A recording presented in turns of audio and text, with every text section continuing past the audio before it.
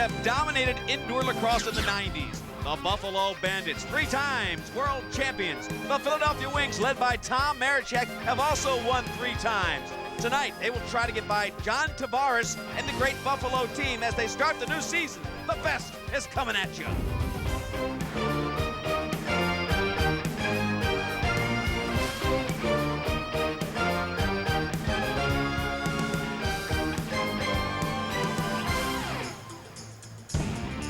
You're looking at the Marine Midland Arena, and we are all set for a great indoor matchup of lacrosse. The hometown Buffalo Bandits taking on the Philadelphia Wings. Hi, everyone. Welcome to our first year of national lacrosse action. I'm Lee Felsmo, joined by Quint Kesnick. What a great matchup, Quint. The 2 traditional powerhouse teams. Yeah, Buffalo's a franchise. They've won 3 titles in the 90s based on offense. A lot of transition up and down the floor. They can score goals. And Philadelphia, they got great defense, and Dallas Elliott in the nets, and they have won 2 championships in the 90s. Well, now Philadelphia is minus their big star, 3-time MVP Gary Gait, not on the roster this year. 40 goals last season. He led the team in goals and assists. His loss is monumental. Other players now have to step up and carry some of the scoring load for Philadelphia. And one of the guys that will do that is Tom Marichek. Marichek often benefited from Gary's dominance. He would position himself down low, catch it and shoot. This year, he's going to carry the ball more often. Tom Marichek can really go great behind the back or forehand. He's a right-hander who knows how important he is. Yeah, it's going to be a good season this year, 98. I know there is going to be a little bit of pressure on me, but we got a lot of guys that can fill in and do the job for us this year. And I'm capable of doing a little bit more myself, but I think everybody else is also. Now, when you look at the team from Buffalo, Quint, you look at a lot of guys that can score. One in particular, John Tavares. Watch him. Tavares can burn you in so many different ways. He can dodge to the net for himself. He can feed, and he can work off of picks and a lot of screens in front. Look at his stats from last year. 37 goals, 29 assists for John Tavares. And as we come out to the Midland Arena, Midland Arena, the national anthems for both Canada and the United States.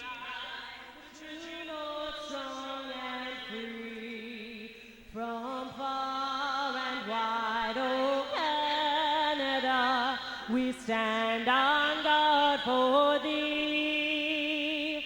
God keep our land glorious and free. Oh Canada, we stand on guard for thee. Oh Canada, we stand on guard for thee. Oh, say, can you see by the dawn's early light what so proudly we hailed at the twilight's last gleaming, whose broad stripes and bright stars through the perilous fight o'er the ramparts we watched were so gallantly streaming, and the rocket's red glare, the bombs bursting in air, gave proof through the night that our flag was still there. Oh, say does that star-spangled banner yet wave o'er the land of the free and the home of the brave.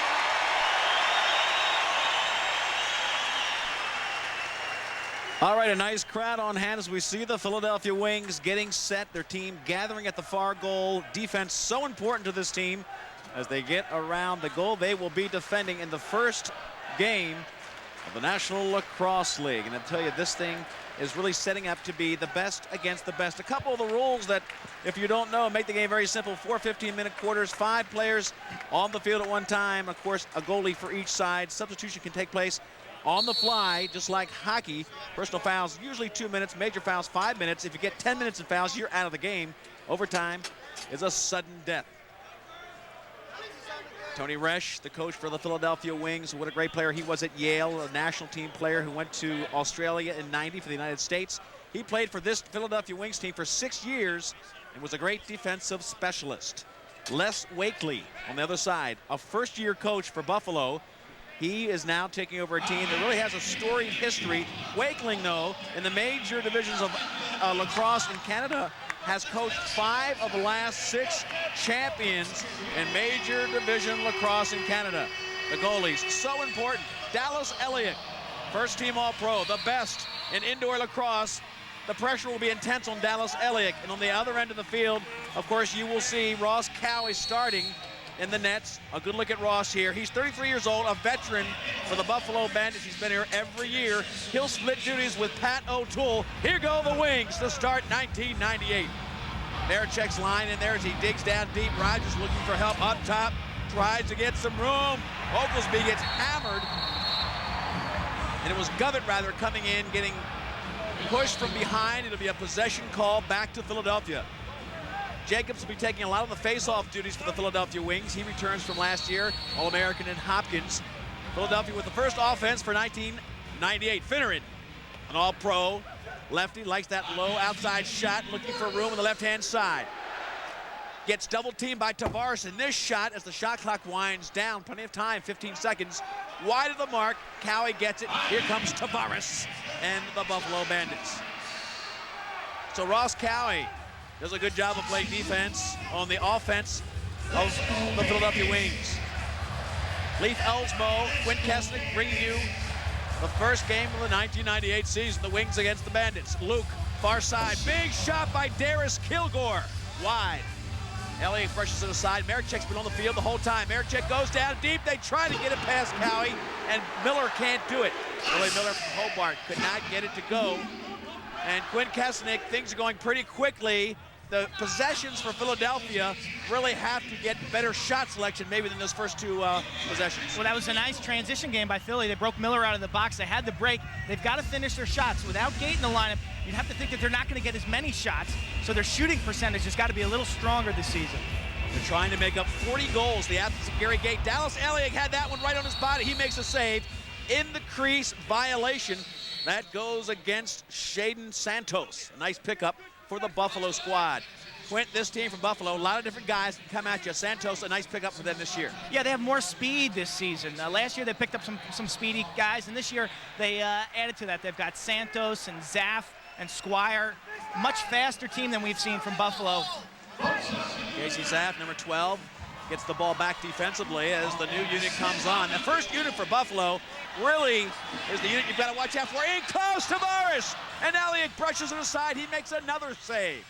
Dallas Elliott, very active, but making the big saves. And Quint, that's the kind of saves he makes, the acrobatic save. Here comes Tavares. In close, and another one. Tavares looks to be on top of his game, Q. Tavares says Elliott is also leaving. He's a master at baiting. He'll give you a portion of the cage. You go to shoot at that area, and then as you do, he slides across and he'll take it away at the last second. He's a very deceptive goalie. Tavares on the shot, number 11 for Buffalo. Elliott, of course, the first team All-Pro goalie for the Philadelphia Wings. Wings now resetting.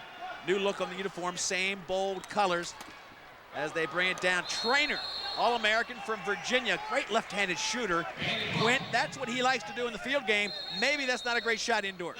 Not with all the interference in front of the net. He needs time and room, and he's got a really deceptive motion. He brings the stick way behind his head, and sometimes these Canadian goalies have a lot of problems with that motion. Jason Luke, who had a knee operation weeks ago, gets goal number 1. They're going to wave it off. In the crease violation on Jason Luke. He showed some great athletic moves. This is a guy who had a knee operation, was only 70% 2 weeks ago. They didn't know if he would play tonight. He looked pretty quick there, Q. Take a look at the replay. Luke, little spinning inside. You can see his right foot stepped in the crease. Good call by referee Bill Fox. He'll be the chief referee tonight. Philadelphia still first quarter action. About 8 minutes left in this first quarter. No score. That last goal, the one that went in off of Jason Luke's shot in the crease, was the call. And now again, it's Philadelphia on the offense. Scott Gabrielson's lines in there. He's number 8. He's the team captain. Lines up along with Billy Miller. Working the near side. Kevin pushes that one back. The wings, 30-second shot clock in force. Oglesby gets it into Trainer. Trainer going to the right hand. He's a natural lefty. Here he comes over the top. And Trainer gets first blood. Philadelphia scores first, 1-0. They lead. Tremendous push for Philadelphia. Trainer getting to his left. He loves the left, Quint. He really loves the left. You give him time and room in front, he can whip that shot left-handed low against Cowie. In a scrimmage earlier this year against Baltimore, he had 4 goals, the same motion. Watch him bring the stick way behind his head and then let it go. 5-hole, beating Cowie between the wickets. First career goal for Trainer. Only played 1 game last year. Tremendous athlete in the field game, as I mentioned. 2-time All-American for Virginia. One of the real solid acquisitions from Philadelphia. General Manager Mike French, Russ Klein, the owner. We'll have a chance to talk to him at halftime, by the way. Kevin Finneran, All-Pro working the far side against Fennell. Barachek trying to get inside of Sanderson, can't quite do it. Back to Cowan, 1-0. Philadelphia leads here in the first quarter. 8 minutes left early in the game. Philadelphia stunning the Buffalo Bandits by taking the early lead. John Tavares now. He leads in every offensive category. He now carries the ball. Volker playing defense, number 6 on him. Big shot out front, and that was Richie Kilgore with the right hand. Ball bounces back. It'll go to Philadelphia. Quint, defense is the name of the game for Philadelphia this year, and they've done a pretty good job.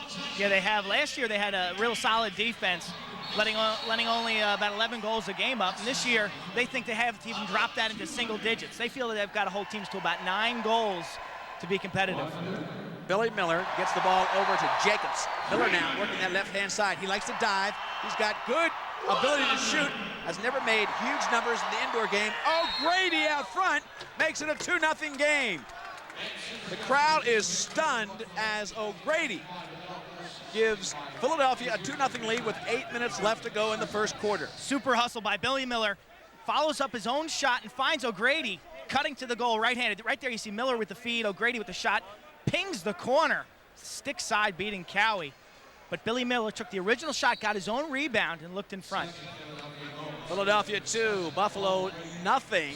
And the crowd absolutely stunned. Buffalo returning most of their firepower. Accordingly, back healthy. He was injured last year. Gary Gait, 40 goals gone from Philadelphia. Yet, that team with the great tradition, the great work ethic, came in here. A big pep talk by Russ Klein before the game. And they are ready to play. A great in front of the goal. Redirect shot, Tommy Fair. Quint, I don't know if he got a piece of it or not. I don't think he did. They tried to hit Fair, and Elliott was looking for Fair to get it, and it goes in. The ball was never touched. Watch Kilgore throws it in front. Fair on the back door cut, and the ball goes straight in the goal. Here it is again. Right there, that's the aftermath.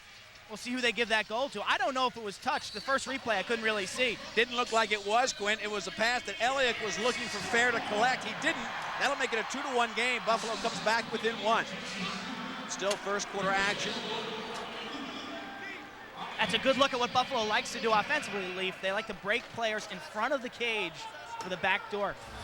They really work into the crease a lot. They work it right in front of the goal. Very tough to defend it if they make that pass in front of Dallas Elliott.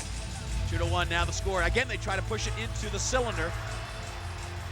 This Buffalo team looking for rope all the time. This team can score from a lot of different ways. Here they go inside. Watch out, Elliott. Looks like a shot clock violation. We'll go back to Philadelphia. Good defense played by the Wings. They lead 2-1.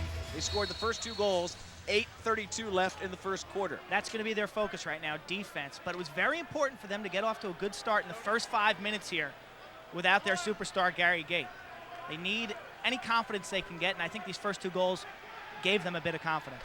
Trainer working the left-hand side. He already has 1 goal on the night. Moving pick violation. Looks like a little bit of a, I believe it was a moving pick call. It'll give the ball back to Buffalo. If you follow the indoor league, this is a new era. The National Lacrosse League, you can notice the spandex, the tight pants are gone. The baggy pants, a little more comfortable for the players, are in place. Ryan Sanderson comes in. Left-handed shot. Elliott makes the easy save. Left-handed goalie, Elliott, first team All-Pro. Trainer tried to get it. Buzza brings the ball down. This is a Penn State grad. One of the young players for the Philadelphia Wings. And a foul called. This is one of the areas, Quint, that really can benefit the Philadelphia Wings. If they can get into an advantage situation against Buffalo with penalties, and this penalty is against Buffalo, that will serve them well. Les Wakely of Buffalo wants his team to be smarter. That time Buzza got himself cornered by 3 Buffalo Bandits, managed to draw the foul though, and we'll see our first power play opportunity of the night. Kevin Finneran will be the point man. Dean Ciccone going into the penalty box. Buffalo leads all teams over the last 6 years with penalty minutes. This team plays rough and tough. Finneran, point man up front. Marechek right there on the right-hand side. Back up to Finneran. They dish down low, backside, trying to get the easy shot. It was Denikin there who could not get it. Govett playing the low left-handed shooter's position. 7:26 left in the first quarter. Leif Elsmo, Quint Kesnick, National Lacrosse League action. Game 1 of this season with 2 of the traditional powerhouse teams. Hazen down on the ground, Quint. He was boarded by Marechek. Not a penalty, but a possession foul right now, and Hazen's still down. You see some of the Buffalo players over here right now talking to the Philadelphia bench. They're not happy with that boarding.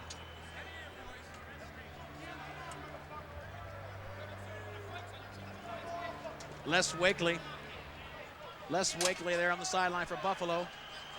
And there will be a timeout on the field. Right now, though, Philadelphia leads the game 2-1. But when we come back, it'll be Buffalo with a chance to get their second goal. Stay with us. Hey, buddy. I'll trade you my scarf for that last Bud Light. Come on. But the hat? That's fair. What more could you possibly want, huh? Oh.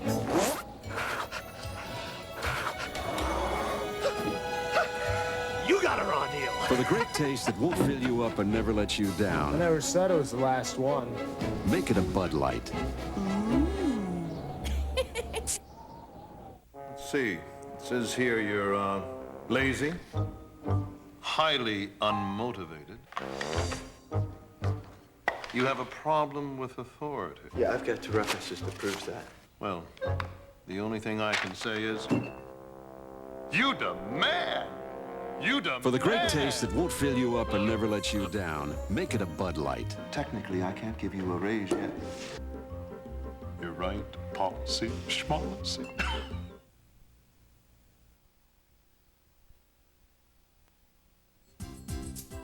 Tonight's National Lacrosse League action is brought to you by Bud Light and by Brine Lacrosse, the official equipment supplier of the National Lacrosse League. And the score 2-1 as we're back to the Marine Midland Arena. Leif Elsmo, Quint Kesnick, the Wings surprising the Buffalo Bandits with that 2-0 lead to start it out. Buffalo answers back with one of their own, and now they are in possession of the ball. Quint, it was an opportunity on the power play for Philadelphia. They really need to take advantage of those. They didn't really even get a good shot off. Yeah, Govett went back door to Denikin, couldn't handle, and Marechek went for the loose ball, and he had problems with it also. When Buffalo fouls, and they foul often, last year they had 50 minutes more than the closest other team. Philadelphia must capitalize. Philadelphia Bates just mugging on the interior of the cylinder. Accordingly, number 40, as he runs off the field, was tackled, but the ball will go to Philly. Philly doing a nice job of keeping Accordingly and company with pressure on the inside of that cylinder in front of the crease. Marechek tucks, rolls, goes back door, and they can't finish on Cowie. Nice job. Govett tried to sneak that one home. Marechek's got such a deft feel for the feeding. He can come behind his back. He's a natural righty, but it is really tough to read his feeds. And Quint, that was a good opportunity, one they typically score on. That was just a sensational pass by Marechek. It almost looked like Govett was too close to the cage, and that he should have increased his angle by stepping to his left. Jason Luke tried to feed Accordingly again on the Buffalo offense. Luke again tries to get it in tight, and time again, they're pushing it inside. Finneran picks up the loose ball. Buffalo a little rusty. We might mention as you watch this game, all the teams with contract negotiations in a new league really didn't have the practice minutes they might normally have. Quint, those passes inside, normally Buffalo connects on those. They're a little bit rusty with the stick work at this moment. Yeah, they are. It's early season, and they're still short-handed.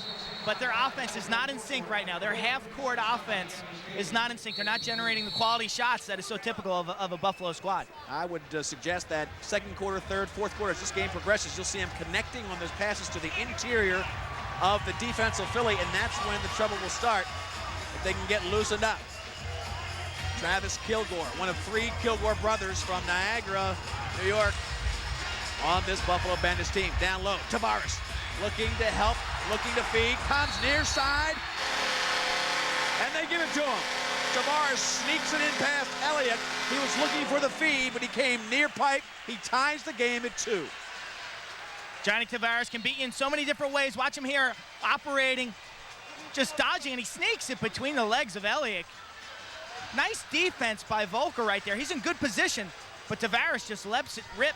Elliott gets a piece, but the ball dribbles in. We had a penalty off the ball in that last play. O'Grady's going to go to the box, Leaf. He's standing right next to you. And they're going to wave the goal off because they called the penalty and the whistle blew. Well, a break there for Philadelphia. The goal does come off the board. It was Watch up top. You'll see O'Grady right there. Takes down Cordingly. The whistle blows about now, and then Tavares scores. So maybe that's why the defense relaxed a little bit, Quint. Dallas may have heard the whistle, relaxed a little bit, but that goal does not count. And here they go with a power play. This is a lethal power play. You don't want to face this too often during the game. Darius Kilgore up top. Travis to his left. Down low is Tavares. He tried to sneak it in again. He was a little too far away to really make it an impact shot. And Philadelphia brings it down to kill some time. They'll try to take some time. The shot clock's still in effect, even though they are a man short. There are 20 seconds on the shot clock. Eventually, they'll either dump it in the corner or take a shot and have to play defense again. Finneran taking on 2 and 3 players. Goes back to Cowie, and they'll reload that offense. Cue that dish down low that Tavares had. He was about probably 6 feet farther out than he might want to finish that off quickly. Yeah, I think he needs a stronger angle, especially like against a goalie like Elliott. Conversely, Finneran has got to kill some time there. He lost the ball with about 12 seconds left on the shot clock. You want to kill. Travis Kilgore, power play goal, and this game now is tied at 2. Philadelphia did a great job defensively, but now they work the interior. There they get it to Travis, and he just finishes over the corner. Oh, he pinged the pipe from about 5 yards. Travis Kilgore is such an intimidating target in front. 6'4", 230 pounds. Tremendous stick skills, and he pings the pipe. He's the guy who only scored 4 goals for this team last year, Leaf, but he has a world of talent. He gets his shots. I think he was kind of snake bit last year. I look for a big season from Travis Kilgore. If he gets things going, that power play unit's going to be unstoppable because he's got the other 2 Kilgores and Tavares. Darius Kilgore, one of the only maybe 4 original Bandits still on the team, along with Johnny Tavares, who hasn't played a game without scoring a point, number 11. But that's Darius going in now. You've got Travis and Richie Kilgore on the same Buffalo Bandits team. There is Rich right now behind the goal. Comes in, tries to sneak it in, and cannot do it. Mind you, they are still a man up. Oglesby brings it down, gets shoved back. His trainer picks up the ball. 3:45 left, 2-2 the score. Philadelphia playing a man down still. Paul O'Grady in the box. Marechek cuts through, can't get it. Berge. This is Bill Berge, the middle linebacker for Philadelphia's son, Jake Berge, who was an All-American at Salisbury. A great young talent for the Philadelphia Wings. Number 66, watch him.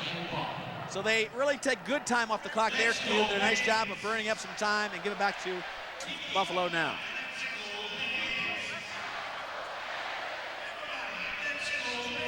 Still on the power play, working around. Good passing over to Darius Kilgore. Can't get it. Billy Miller, he's got a man open. Oglesby, fast break. Oglesby on Ross Cowie. Can't finish. Cowie makes the leg save, and Oglesby had the fast break, just didn't know how to put it away. Troy Cordingly does. He gets it in close, and they can't finish with Tommy Fair on the receiving end. Fast break action now as we get down to the last 2:50 of this first quarter. Game tied at 2. Down low to Tavares, and Elliott makes a sensational save, brushing it away. Looks like Tavares just wants to park himself on the backside and one touch that feed.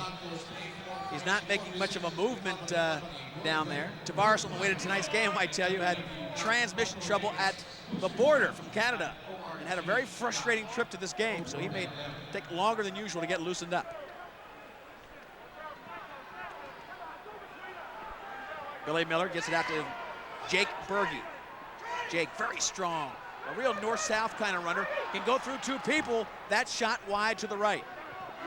Jake Berge will be one of the guys that the Philadelphia Wings fans will like to watch develop this season. Yeah, he's just a tremendous raw athlete, about 6'1", 220 pounds. He can run, 3-time All-American in Salisbury State.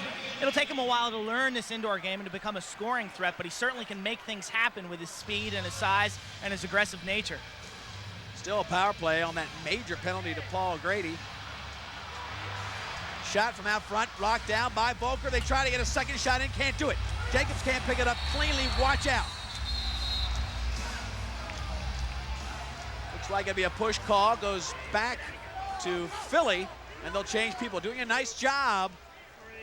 Only 1 goal scored in the power play situation, and they've had it for about 4 minutes. Precision passing there by Buffalo Leaf. They had the Philadelphia defense rotating. They were helter-skelter, but they didn't have the quality shot. Volker got his stick on that shot before it got to the cage. But that was a nice offensive series by Buffalo. They've just got to set themselves up for a better shot. Finneran gets caught. He sets up a fast break by giving it away, and luckily the ball lands out of the reach. But now, here comes Buffalo. Steve Fennell picked it up and was cut off at the last moment, but Finneran almost gave him a point-blank fast break, and that would have been deadly.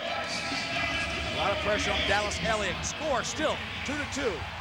1:16 left in the first quarter. 49 seconds left in this power play. Behind the back shot, and look at Dallas Elliott making the huge save. Once he gets possession, you cannot interfere with him as Trainer brings it up. Greg Trainer has a goal already, his first of his career. Natural lefty now pushing in close, looking for help. Berge stays back to play defense.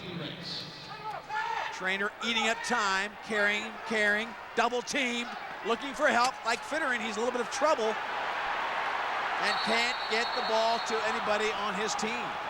A push call, it'll go back to Philly, and that's a great one-man effort, Hugh, by a young kid, Greg Trainer. Great effort.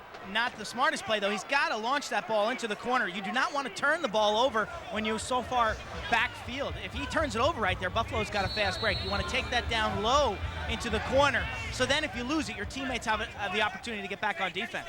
Well, O'Grady's almost in. He's got 4 seconds left from the penalty and 30 seconds left in the quarter.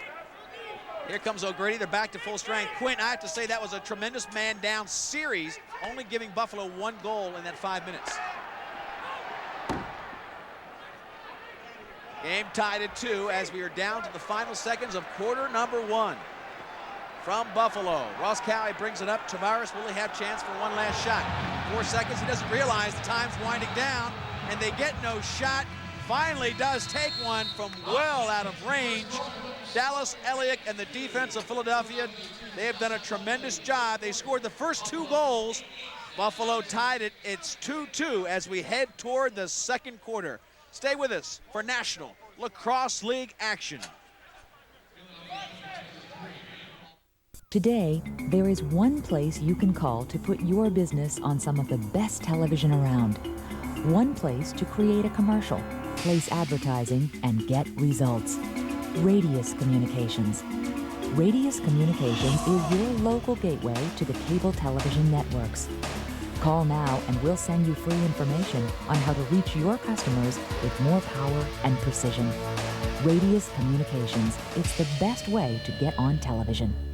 Are you tired of playing Twister? Then you need the Handy Bundler, the world's first endless tie wrap dispenser. Secures anything as easy as 1, 2, 3. Look, ordinary tie wraps just aren't long enough, but the Handy Bundler's cord extends to any size around the shop, at home, in the office, and on the job. You get the Handy Bundler, over 50 feet of durable nylon strapping, and 100 locking clips, all for $19.95. Call 1-800-257-5700. From office work to housework to basic necessities like eating, we utilize our hands to perform an amazing array of activities. When our hands become impaired, it's a priority to restore them to maximum function. At NovaCare Outpatient Rehabilitation's many local centers, our trained hand therapists treat a broad range of conditions ranging from fractures to arthritis to carpal tunnel syndrome. For a NovaCare center near you, call 1-800-770-NOVA. You know how you hear some words and you think you've seen them before? Investments. Right. They manage money. Serious. Then you see them again. Performance. Here. There. Not just any mutual fund. Yeah, that's it. Warburg Pincus Mutual Funds. They manage money. Right. Warburg Pincus Family of Funds. We're back in Buffalo. The score 2-2. It was Philadelphia scoring the first 2 goals of the game, and then it was Fair and Luke, and it was Darius Kilgore. Finally, that's Rich right there, but Darius Kilgore was the one who ended up coming in, and that's Darius feeding it in close. Travis puts it away. It was Travis Kilgore tying the score 2-2. It was a power play goal. The Kilgore brothers working beautifully together. The team comparisons show you from last year. First in scoring, Buffalo was, and Philadelphia third, but they lost 4 goals a game with Gary Gait coming out. Key is the defensive end of that equation. Goals allowed, only 11 for Philadelphia last year. They have to better that. Look at 15 goals allowed per game by Buffalo. They have to get better to compete this year. Marichek, Tavares, the 2 go-to guys. And that is the way they stack up team against team. The 2 traditional powerhouses of indoor lacrosse as we open the National Lacrosse League season. Luke Felsbo along with Quinn Kesnick. Go ahead, Q. Dennigan's in the box lead for the slash that occurred right before halftime. He'll be in there for 2 more minutes. So Philadelphia right now, they're hurting themselves with penalties. They had that O'Grady 5-minute jobber, and now they got Dennigan in there for 2 more. Well, that will kill them if they continue to do that, because this is a team that can be explosive on the power play. Rich Kilgore will trigger from up top. Darius to his left for the right-handed shot. That's Travis. 3 Kilgore brothers up top. It is really impressive tonight. 1 for 2. They've had 2 chances, but one of those chances was a long 5-minute chance. It was tremendous. When you add them together, it was almost a 5-minute shot for them. Here goes Philadelphia trying to kill time. Volker down low. They can finish. O'Grady tried to. It was the stick that hit the net. It looked like a goal, but it was the stick. That was his stick. They were screaming for a goal here on the Philadelphia sideline, but that was Cowie's stick that hit the net. O'Grady pinged the pipe. Nice ball movement there by Philadelphia. They recognized that they had the 3-on-2 opportunity, moved it for the layup, but O'Grady hit the pipe. You got the Kilgores up top. You got Courtney for the right-handed shot down low, and Tavares for the left-handed shot. Tavares comes into the middle and gets a low shot to fall. And Buffalo, with 3 straight goals, takes a 1-goal lead early in quarter number 2. Again, on the power play, they feed the middleman. Earlier, it was Travis Kilgore. This time, it's Tavares. They're just kind of posting that man, sliding him into the seam. Gabrielson gets there, but a little late as Tavares gets that lefty liner past Elliott. Hard to believe that he could stand there for as long as he did, but Tavares snuck up from down low, and Quint, the first couple times, he wasn't moving at all in the extra man. Then he came up underneath of Gabrielson, surprised him, got that good shot. I think they're trying to break down the Philadelphia box or diamond by sending a man through the interior. That forces the players to step up and play that man, which will then open the seams. So right now, Philly's going to have to cover that man in the middle. Look for the guys down low to be open after that. So 2 power play goals gives Buffalo the lead. We could have predicted that that would be trouble for this team if they get into a war of power play opportunities. Buffalo just too lethal to give them that many shots. Buffalo what? 3-2, Buffalo leads. Now here comes their offense. Zaf, the young kid. And this is the 3rd line. Santos, Fennell. They try to get it in past Elliott, cannot do it. Timmy Rogers. All the way down, looking far side. Marichek coming in close. Marichek finishes. Great shot by Tommy Marichek. He came blowing in from the left-handed side. He's a right-handed natural shooter, and Rogers saw him all the way. That ties the game in 3. Take a look, Q. This is a great example of what Philadelphia's got to do to win this game. Get the ball up the field in transition. Tommy Marichek gets clubbed, absolutely mauled from behind the back of the head. Watch it right there. and sticks the ball in the corner. 28 goals last season. That's his first of the year from Rogers, who got the ground ball and got the transition game going. Game tied at 3, 12:30 left in the second quarter. Up front, watch out, a finishing shot. It was low by Oglesby, and Oglesby taking another shot there. Quint and I were talking about shooting. It seems like the rookie shooters make that mistake. They go low too much, Q. He had a good opportunity to go for one of the corners. He tried to beat Cowie 5-hole. Cowie's one of the taller goalies in the league at about 6'3". Buffalo fast break, watch out, can't get it. Rich Kilgore, it gets deep into the corner. Let's take a look at the keys to the game for Philadelphia. You've already seen some of these in practice, but they've got to stay out of the box. They will not win a war of power play goals. Then they have to push the transition. You saw that Marechek can finish on this transition, and they have to shut down the first line of Buffalo. Accordingly, Kilgore, Tavares, Kilgore, and Squire. That's the first line. If they keep them to 5 goals or less, they're going to have a great chance. That's a tough order. Bates working the far side. Fennell playing defense, but Bates is very quick and gets inside him. Game tied at 3. Second quarter action, 11:30 left. Push call, ball goes back to the Buffalo Bandits. Quint, this far into the game, you've got to say that it's a tremendous uplift to this Philadelphia team that they're playing toe-to-toe with this Buffalo squad. And look at the hit. That's the kind of play they need to be successful without the big guy, Gary Gait. It comes down to playing defense first, supporting Dallas Elliott, scoring in transition, finishing those one-on-one opportunities that they have against Cowie. And then they got to stay out of the box. Buffalo is so tough on the power play. They've got 2 power play goals already. Dallas Elliott brushes by that shot from way outside. Here comes Philadelphia. Great speed. Far side Trainer. Trainer's open. Can Oglesby give it to him? No. Oglesby takes the shot and it goes wide. He gets nailed from behind, and that will come with a little bit of experience. A guy like Oglesby, a great All-American at North Carolina, learning how to finish. Here he comes. He had a man to his left. He took the shot with the right hand off the pipe, off the boards, and comes back. Quint, he was going to get more shots this year. A guy like Oglesby, the great talent that he is, should be able to learn a lot and be much better 2-3 games down into the schedule. Yeah, this is his 15th game he's played. This is his 3rd season. He played for a year in Charlotte. In 14 games, he's scored 7 goals in his career. But already in this game, he's had 3 quality shots. He's got to start to finish some of those shots. You can see how his speed is real weapon, Lee. Philadelphia's doing a great job right now going from defense to offense. Their team speed right now it's very apparent that it's superior to that of Buffalo. They feel like they can be as physical and as fast as anybody in the league. They want this kind of speed to hold out through the 4th quarter and pay great dividends against other teams in the league. 3-3 the score, 10:16 left, quarter number 2. Ryan Volker, number 6. Great defensive specialist, much like his coach Tony Resch was, the same Wings team. Working inside, diving play by Berge, and Berge makes a nice move to get his first goal of his career. Jake Berge makes it a 5-3 lead. No, I'm sorry, 4-3. The first lead again after Buffalo came back, 4-3. Great call by Mike Ventura. Berge's not even close to being in the crease here. This is a super goal. He just tucks it underneath and dives across. Ross Cowie argues, but we have the best angle in the house, ladies and gentlemen, right there. Jake Berge, first indoor lacrosse league goal right there. Super effort. You can see the explosive speed that he has as he just turns it on.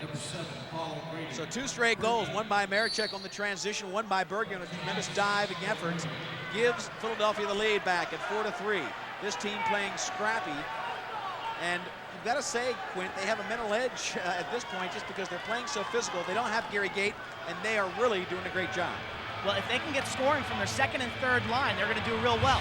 And right now, Berge and O'Grady are on the 2nd line. They've got 1 goal apiece. And Trainer has scored, and he's on the 3rd line. So that's important for them to get a balance of scoring. You mentioned earlier about 8 or 9 different players need to score.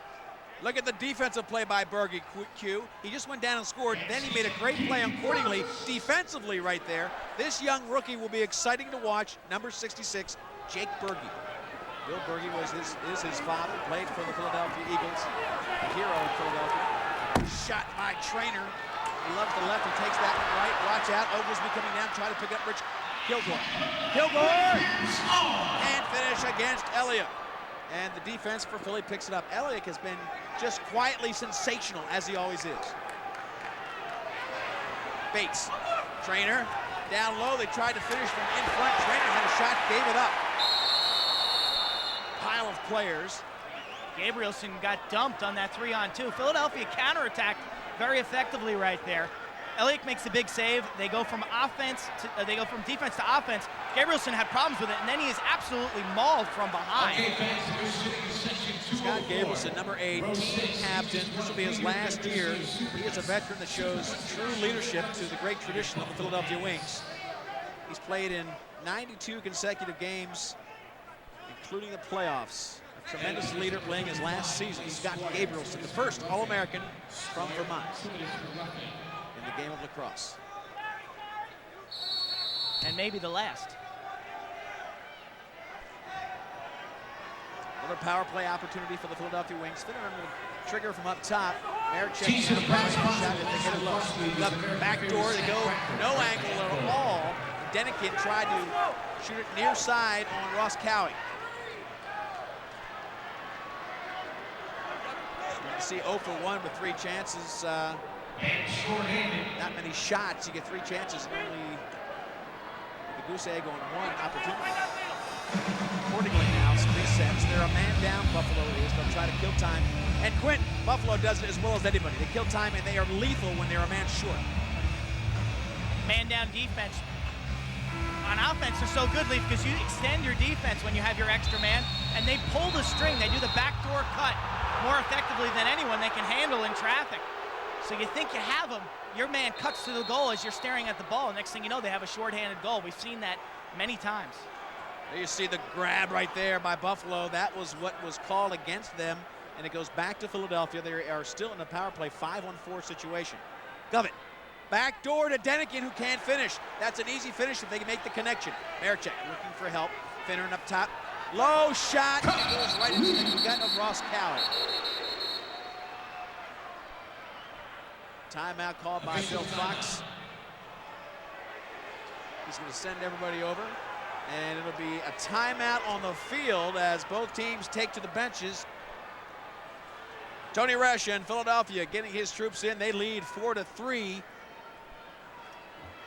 And they enjoy 2 straight goals to take that lead. We'll take a short break and come back to Buffalo with the Philadelphia Wings surprising Les Wakely and the Buffalo Bandits.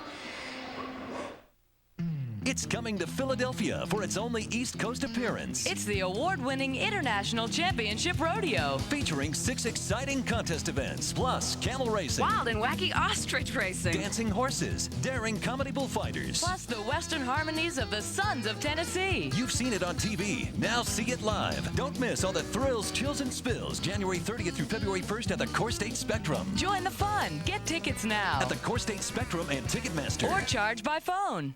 Did someone say wings? 1998 Philadelphia Wings season tickets are on sale now.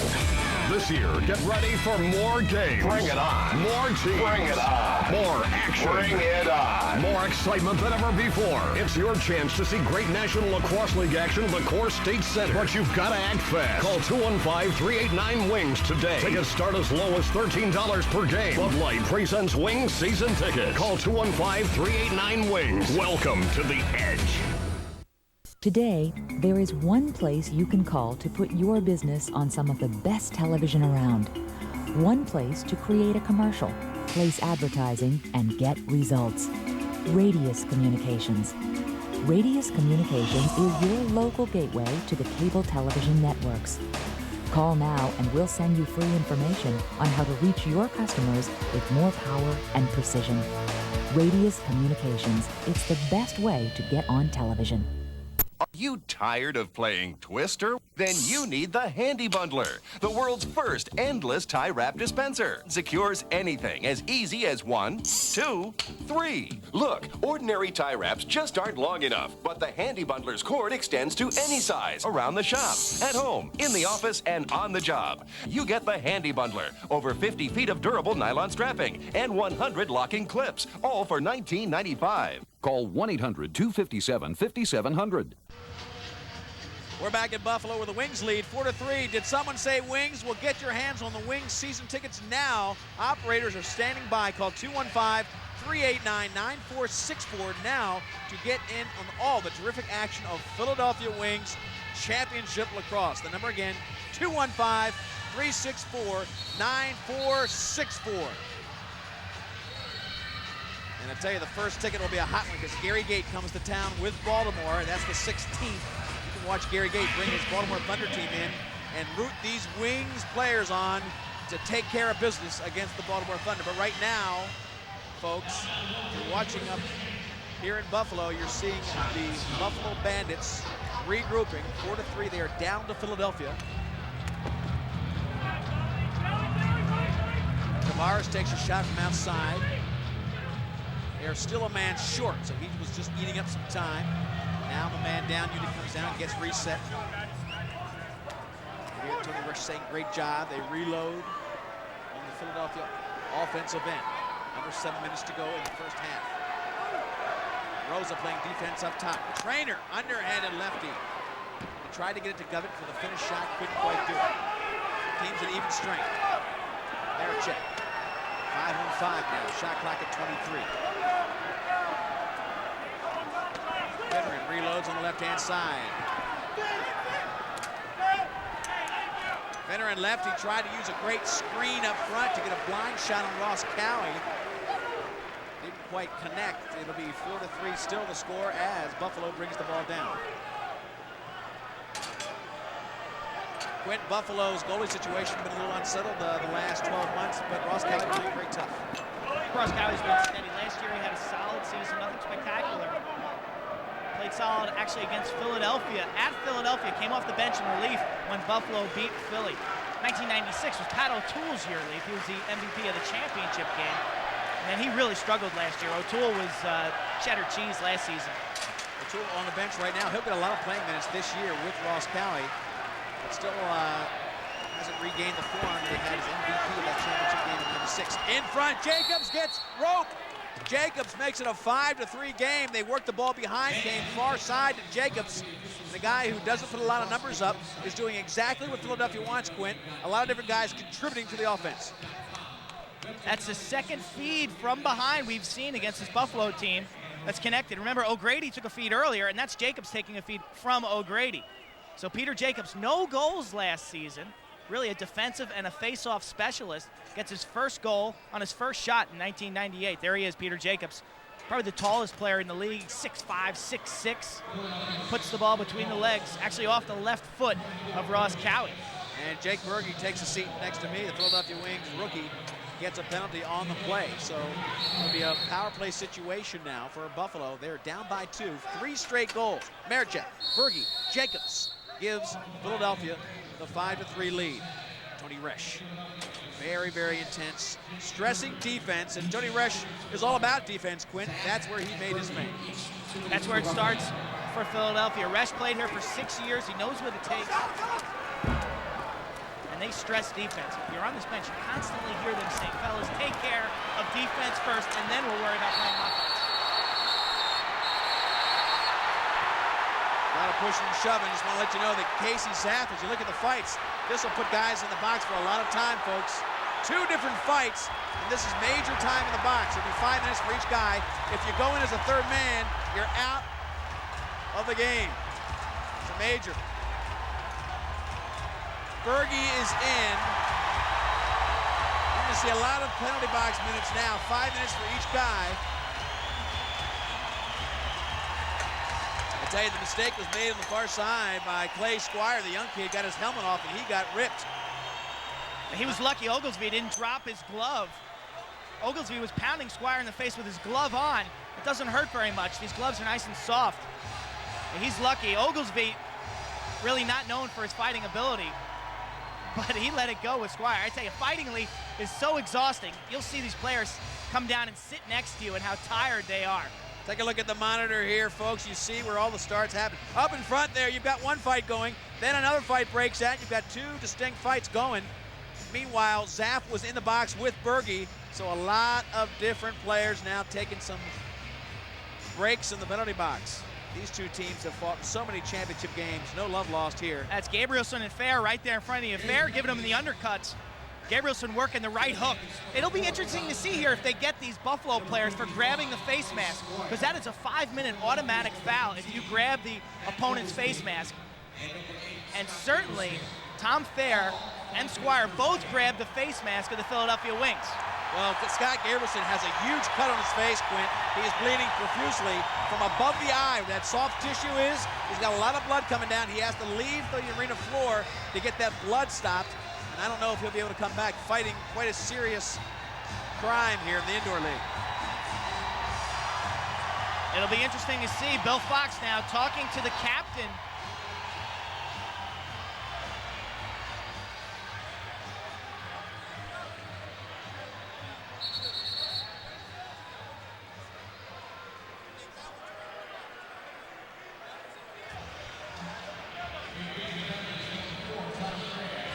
Well, we're going to try to sort all this out for you.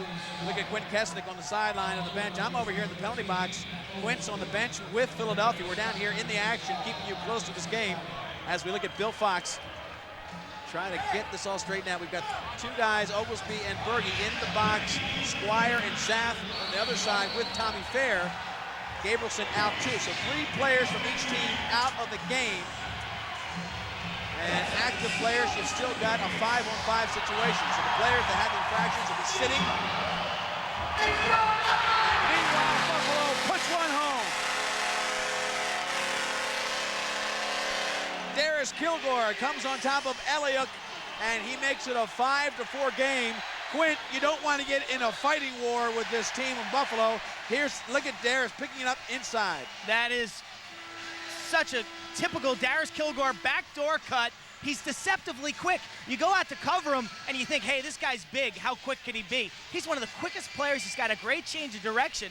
Took a half step to the outside. O'Grady went for the fake and he pulled the string on him. Caught it. Was not a great pass, but he caught it down low and then beat Elliott. He had all day. That's a typical Buffalo play where they clear the middle of the floor and make those backdoor cuts. We've seen it time and time again. You've got to be aware of those backdoor cuts. This is Jacobs against Rich Kilgore to face off. Jacobs gets the ball out, but it was Buffalo who came in and got the ball. And Tony Resch wants to get some kind of ruling before the face-off, so that will be refaced. Resch livid on the sideline.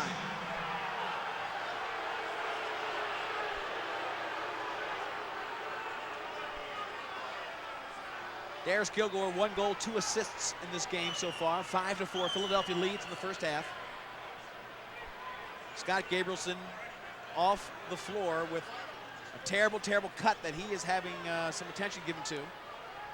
Meanwhile, counting Gabrielson, there are 3 wings in the penalty box. There are 3 Buffalo Bandits in the penalty box.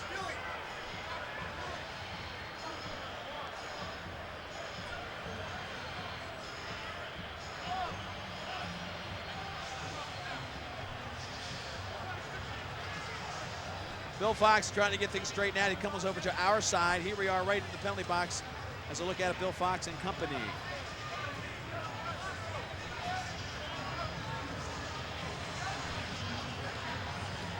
So in the face-off, Tony Resch called out infraction. Les Wigley, the new coach of the Buffalo Bandits, there behind Travis Kilgore. This game started off with 2 goals by Philadelphia. Then it was 3 straight by Buffalo to give them the 3-2 lead. Then 3 straight for Philly. They were ahead by 2. Darius Kilgore answers, narrows the margin to 5-4. Philadelphia trying to keep things in single digits as they stress defense this year in the absence of Gary Gait, league MVP, now in Baltimore. Jacobs facing off again against Kilgore, and he gets off to the wing. Really controls the face-offs beautifully. Quint Kesnick, alumni of Hopkins, and so is Jacobs. Followed in the boards by Cowie. Watch Jacobs take one out front. And Jacobs gets it, Ross Cowie, and beats him, making it 6-4. Quint, that started with Ross Cowie coming out to make the hit, and he was out of position on that shot. Not a particularly smart play by Cowie right there. He corners the Philadelphia player, but Bates does such a great job eluding the traffic, getting it to Jacobs. 5-hole beats Cowie. Cowie not really set, came out from that big hit, comes out a little high, not really set again, and Jacobs knew that, put a lot of firepower on that low shot. 6-4 the score. We've got about 4:30 left in the first half. Leif Elsmo, Quint Kesnick, National Lacrosse League action at its best. We've got the Buffalo Bandits hosting the Philadelphia Wings, who have that 2-goal lead. They tried to bounce it into accordingly. Again, feeding the cylinder. There's Gilmore, cannot pick that up. It'll be a backcourt violation. It goes beyond midcourt. Shot clock down to 15. Plenty of time.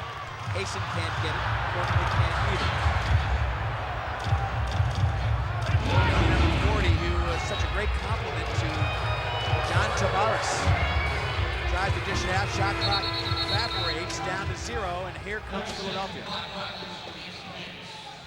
Quint, you've got to think that Buffalo a little bit stunned that Buffalo's a little stunned, yes, that Philadelphia has really controlled the tempo, made this a defensive struggle, a slugging fest, and have commanded the scoreboard, 6-4. 4 goals is nothing for the Buffalo Bandits. I think Philadelphia is working harder right now than the Buffalo Bandits. You look at the shots on goal right now, Philadelphia has 23 shots on goal. Buffalo only has 17. They're getting more of the ground balls, they're getting more opportunities, and that's why they lead. And that's the script that Tony Resch, General Manager Mike Hughes, that's what they wanted to implement to this year's team. Go back to the real hard work ethic. Not that they never didn't have that work ethic, but it became so much more important this year without the 4-goal-a-game guy, Gary Gait. John Tavares, number 11, looks to dish off to Travis inside.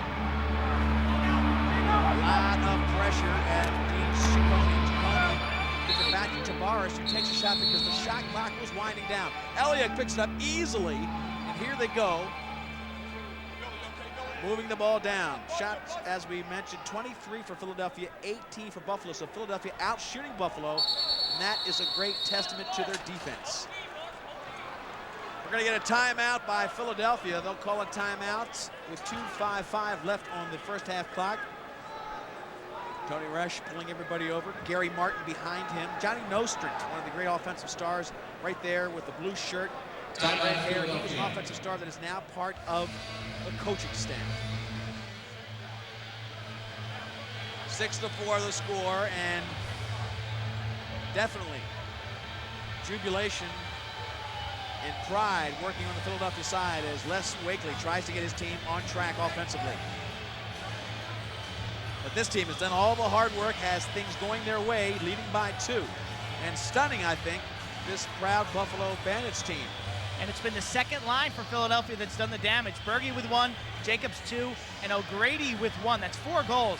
Marichek's got 1, and Trainer on the third line has 1. But really, you talk about guys stepping up right now, and it's guys like Peter Jacobs and rookie Jake Berge. You see the team there meeting under the tutelage of Resch, but that's exactly right, Quint. When you look on that line, you don't know if you're going to get any goals at all. Peter Jacobs didn't score at all last year. He only took 5 shots. He gets the 2 you talked about. Berge, a talent, but how good can he be? Well, he scored already, and O'Grady has really grown in this indoor game and is coming up with a big goal today. Dallas Elliott, as you see him get back in position, knows full well that he is counted on to make probably every game his absolute best. We'll have a chance to talk to Dallas Elliott at halftime about his thoughts on 1998. Meanwhile, we're back to the closing moments of the first half. Finneran comes in and just finishes off himself against Cowie. Cowie getting rattled a little bit, 7-4 now, and that is 2 straight goals. Finneran scoring his first of the game. 5 of the last 6 scores are from the Philadelphia side. Watch Finneran come in, fakes the far side. Watch him fake the far side to get Cowie to open up some room. Fake far side, opens up the room, comes near pipe, and goes right in the corner. Great job by Kevin Finneran to open up the near pipe with that fake. And not a lot of bodies on defensively for Buffalo. 3-goal lead. Darius Kilgore comes down, and Elliott makes the big save. Tremendous job by Elliott. Keeping the ball out of the net. Johnny Tavares takes it behind. We've got 2:18 left in the first half. Plenty of time in the shot clock. Tavares behind the goal. He tried to bounce it off of Elliott. That time, Darius tried to literally bounce it off the back of Elliott and put it in the goal. He didn't quite get it over the pipe. Wouldn't have counted anyway, Leaf. You cannot score from behind the goal line. Travis Kilgore cannot get it past Elliott. And here goes Philadelphia.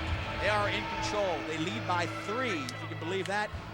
Major fight this quarter, and since then, it's been 2 goals for Philly and 1 for the Buffalo Bandits. Have not seen Gabrielson back on the field. He had a tremendous bloody cut over his eye in that soft tissue area on his left eye. Shot from out front by Darius Kilgore. Ross Cowie comes up high to get it. Jason Luke comes back to get it, and it's okay. Luke pushing in. This is a guy who had an operation this year on his knee. This is his first action. Has not had a chance to practice with the team that much. Hard shot by Rich Kilgore. Bouncing around, and Elliott comes up with a loose ball. Billy Miller looks to the out of the box, Marichek. Marichek to the left corner, and he's got the 8th goal of the game. Philadelphia leads by 4, 8-4 over the Buffalo Bandits. And Quint, you've got to know they're stunned on the Buffalo side. Again, terrific transition offense. They get the ball down the floor quickly to Marichek, and he beats Cowie. Cowie hasn't made a save in a couple minutes here. Philadelphia all over Buffalo right now. Well, these goalies in Buffalo have had inconsistent seasons, and this is what can happen when you put a lot of rubber in the net there. They get shaky, and you've got to make a change. So we'll watch and see how long Cowie goes. And another goal comes down. He's lost his grip as Jacobs gets his 3rd goal of the game. Jacobs, no goals last year, 3 this game. The game now is 9-4, a 5-goal lead for Philadelphia. 4 straight and 7 of the last 8. Watch Jacobs off the faceoff come down and just burn Ross Cowie, who is literally off his game. Jacobs last year, 2 years ago, he scored a couple goals. Last year, none. It seemed like he lost his shooting confidence. He didn't dress in all the ball games. Right now, he feels very confident. He's got that great overhand motion, and he's about 6'6". At Quinn at halftime, our Bud Light half, we've got Russ Klein, owner of the Philadelphia Wings. Also an interview with Dallas Elliott, and of course, highlights and stats all coming up in our Bud Light halftime. But what a game for the Philadelphia Wings. They lead by 5. They are stunning everybody. This is a team playing without Gary Gait, and they are getting more confidence as they go along. A lot of guys rising to the occasion. Bates looks up front to Finneran. Less than 30 seconds in the first half. This team is really shocking the Buffalo crowd. Finneran coming in, loses the ball. Could be a fast break the other way, but picked up by the Wings. Still loose. Govett can't get it. 15 left in the first half. It'll go to the Buffalo, oh, wait a minute, penalty.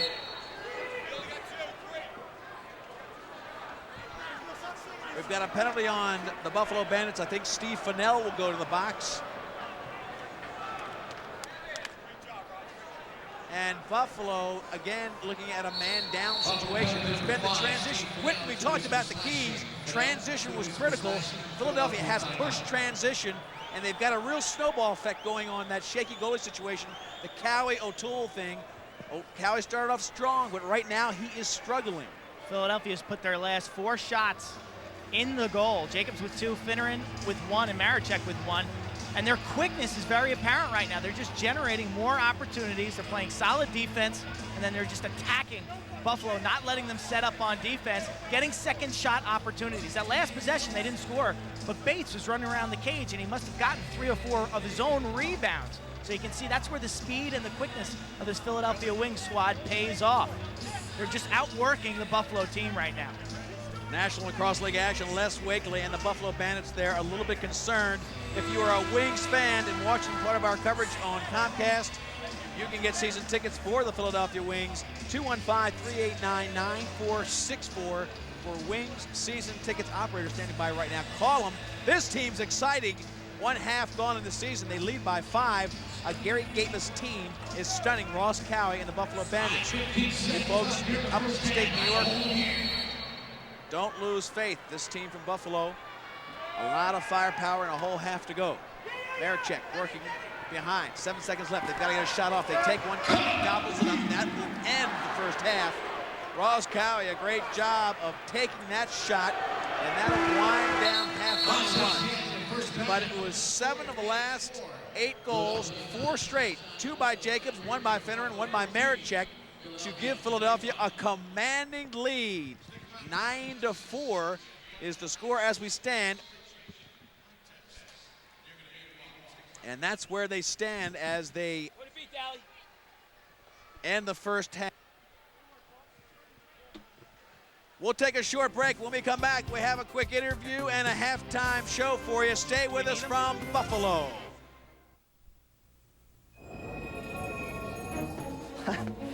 buddy. I'll trade you my scarf for that last Bud Light. Come on. But the hat? That's fair. What more could you possibly want, huh? Oh.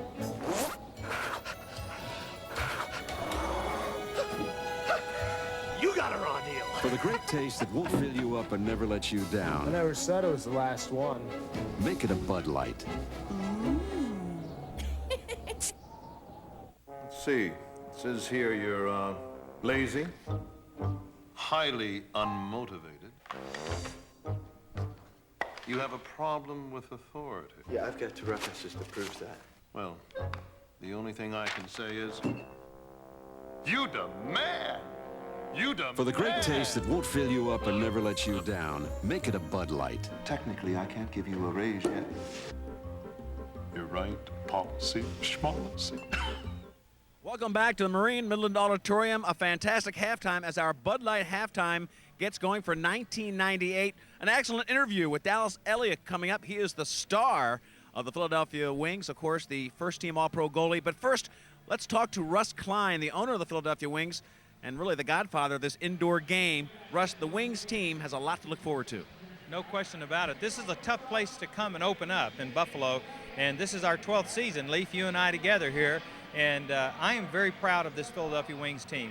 We have had a very difficult time merging the new concepts, but I'll tell you, we have a team that I talked to them tonight before the team meal. We talked about our goals. Our goal is to put a diamond in the middle of this ring right here, and we're going to win. We've got a commitment to that. We have the greatest fans in all of lacrosse. Even though I was responsible for all of the teams in lacrosse up until this changeover, I'll tell you right now, there are no greater fans than there are in Philadelphia, and this is a historic first. We've never broadcast a live game of a Philadelphia game back to the fans there, and I'll tell you, our players are ready for it, they're excited, and I think it's going to be a giant step forward for the Philadelphia Wings team. Yeah, Russ, the team is exciting. The team has a lot to look forward to, and the tradition, as you said, really unparalleled. Buffalo has a great tradition, but the Philadelphia Wings really set the tone in indoor lacrosse. Now, everybody has to know about the Gary Gait story. He's missing from this year's roster. No question about it. Gary, we tried to sign Gary. We'd love to have had him on our team. Bottom line is, Gary, because of family commitments, other situations, did not want to be a Philadelphia Wing. We don't want people on our team that don't want to be a part of our organization. I'll tell you that to a man, I've talked to players, they're ready to step up, they're ready to play, they're ready to take that place. It's no different than if a major player on your team gets injured. You either can do it and be a team. This is a team sport, and I believe that guys like Tommy Marichek and Kevin Finneran and Dallas, and these guys are going to step up. We have some exciting young rookies. I believe that the Philadelphia Wings will fill the gap. It'll be a different kind of a team, but it will not as much be built around one player. It'll be built around a more exciting kind of an offense. Tony Resch and the coaching staff has assured me that we have the players to get it done, and I believe it. Russ Klein has always brought excellence, has really created the best in indoor lacrosse. One thing, Russ, that's been consistent every year is good defense, and that starts with a great goalie like Dallas Elliott, and Quint Kesnick has him right now. Leaf, I've got Dallas Elliott, the 5-time All-Pro goalie for Philadelphia. Dallas, you have set a level of play in this league that people have never seen before. How are you going to continue that success in 1998? Just go out and play my game, do the best that I can each and every game, and stay focused and full 60 minutes of concentration. When the Philadelphia Wings are playing good defense, what does that feel for you when you're in the cage behind that wall? Without any doubt, it makes my job a lot easier. If they keep their shooters at bay within 10 or 15 feet of the crease, I can see the ball, pick the ball up, and any shot I see, I should be able to stop. Any concern for you guys scoring goals this season without Gary Gait?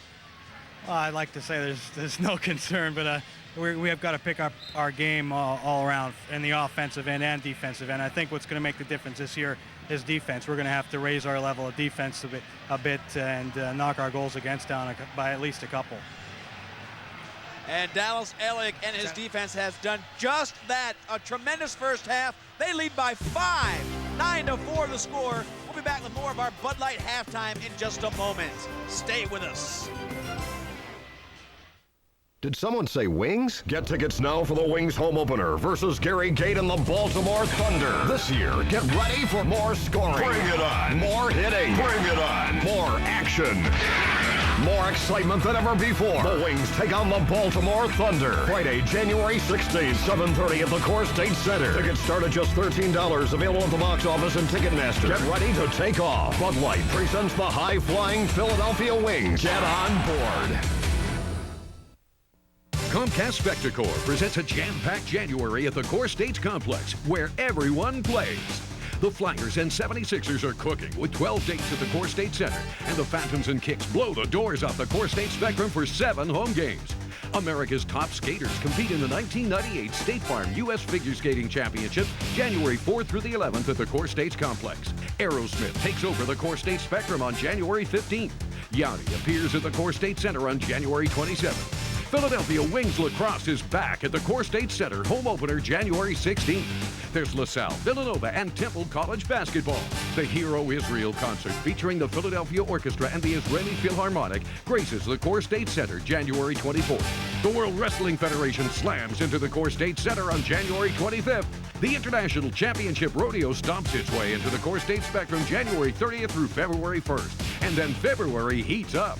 The Core States Complex, where everyone plays. Did someone say Wings? 1998 Philadelphia Wings season tickets are on sale now. This year, get ready for more games. Bring it on. More teams. Bring it on. More action. Bring it on. More excitement than ever before. It's your chance to see great National Lacrosse League action at the Core State Center. But you've got to act fast. Call 215-389-WINGS today. Tickets start as low as $13 per game. Bud Light presents Wings season tickets. Call 215-389-WINGS. Welcome to the Edge.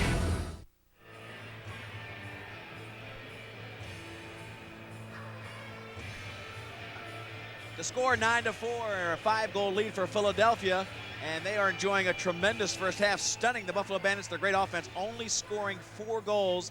We will be set for the second half in just a moment, but as our Bud Light halftime rolls on, we want to remind Philadelphia Wings fans in Philadelphia that you can get season tickets by calling 215-389-9464. You know, operators are standing by right now. This team obviously is not missing Gary Gait. They've all found extra room to exercise their offense. They'll be exciting to watch. Now, in the first half, we're going to take a look at Tavares getting a goal in the first half.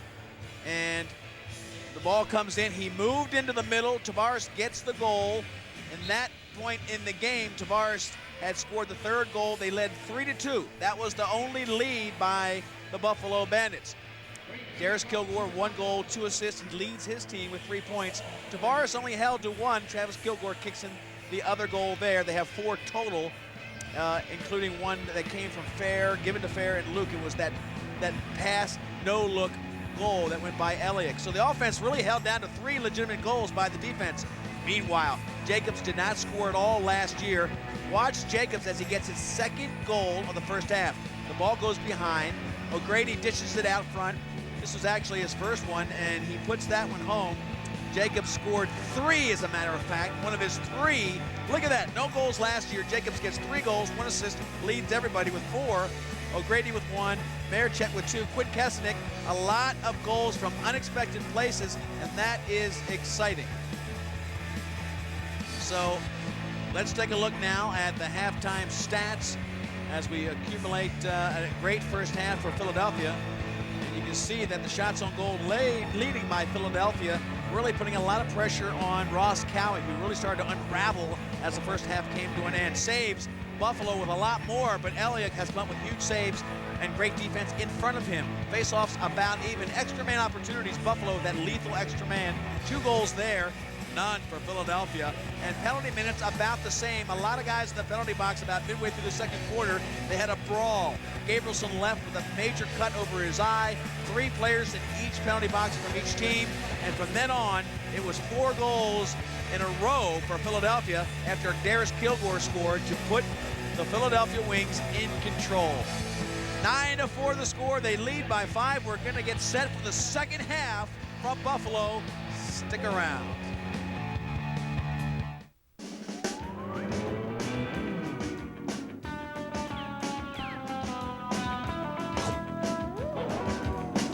Introducing Nintendo Score 64 and win at Taco Bell. Just peel the coin off the lid, score 64, and you could win an N64 system, cash, or millions of other great prizes. And who knows who'll win the Porsche Boxster? It's Score 64 and win, only at Taco Bell. Okay, team, it's time we start playing to win. Time to focus on our target accounts and put together an unstoppable game plan. Club box seating at the Core State Center. With over 80 games between the Sixers and Flyers, we can spend quality time building those relationships, learning more about our clients and letting them know we care, thanking them in a way that they'll remember. We're playing to win. We're making club box seating a key part of our marketing plan. Be the MVP of your team. Invest in premium seating at the Core State Center. It's where business gets done. To Larry Brown, basketball is serious business, and that means serious fun. Allen Iverson, he schooled him. It's an air drill. Stackhouse slams it home. Are you kidding me? And when it comes to fun, it's KFC Family Day on Monday, January 19th, when the 76ers face Sacramento with a special 1 p.m. start. For special ticket discount offers, visit your local KFC restaurant. Did someone say wings? 1998 Philadelphia Wings season tickets are on sale now. This year, get ready for more games. Bring it on. More teams. Bring it on. More action. Bring it on. More excitement than ever before. It's your chance to see great National Lacrosse League action at the Core State Center. But you've got to act fast. Call 215-389-WINGS today. Tickets start as low as $13 per game. Bud Light presents Wings season tickets. Call 215-389-WINGS. Welcome to the Edge. We want to remind you folks in Philadelphia about the home opener, 215-336-2000, January 16th, 7:30, Baltimore. Gary Gait comes in, and the first 9,800 fans get Wings label pins. So you've got a nice premium offer there, plus a chance to root on this great team effort against the past league MVP and the former Philadelphia Wing, Gary Gait, as he comes in with the Baltimore Thunder.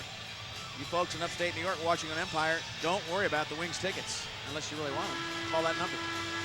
Leif Elsmo along with Quinn Kesnick as we look at the Buffalo Bandits come back on the field, getting set for the second half. And Quinn Kesnick, they've got to be stunned. They really have to be stunned. I don't think anybody would have guessed that.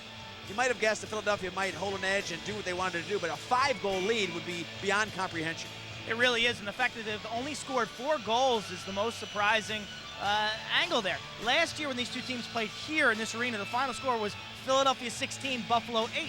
So this Philadelphia defense is really on pace for that effort. But I cannot recall a Buffalo team looking as out of sync as this Buffalo team looks in their half-field offense. Remember, they have 2 extra man power play goals and only 2 goals in normal play.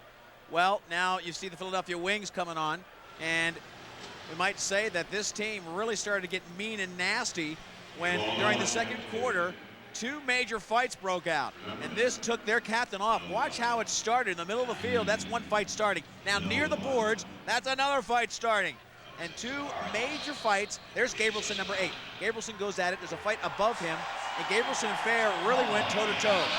Gabrielson got a nasty cut right there, number 8, the captain of Philadelphia. And when the captain left the field with the soft tissue of his eye bleeding profusely, the team really started to coagulate as a unit and scored 4 straight eventually to get that lead. Tony Resch there right now. Tony Resch happy, I'm sure, with the effort, knowing that he's got to go another 30 minutes to make this one stick. And Quinn Kesnick, Dallas Elliott doing everything he should do on the defensive end of the field. The team looks sharp from Philly. He's made some big saves. He's only faced 22 shots. Philadelphia's outshot them by 8 shots, but he's been there when he's had to. He's solid. He never gives up the bad goal. You've really got to work him and get him moving in the cage if you want to score on Dallas Elliott. So we're getting ready for the second half face-off. Quinn's got Finneran right in front of him. Maybe you can grab him for a comment. He's got Kevin Finneran right there. He's got a bunch of guys as they get ready for the second half, and we see Dallas Elliott coming on.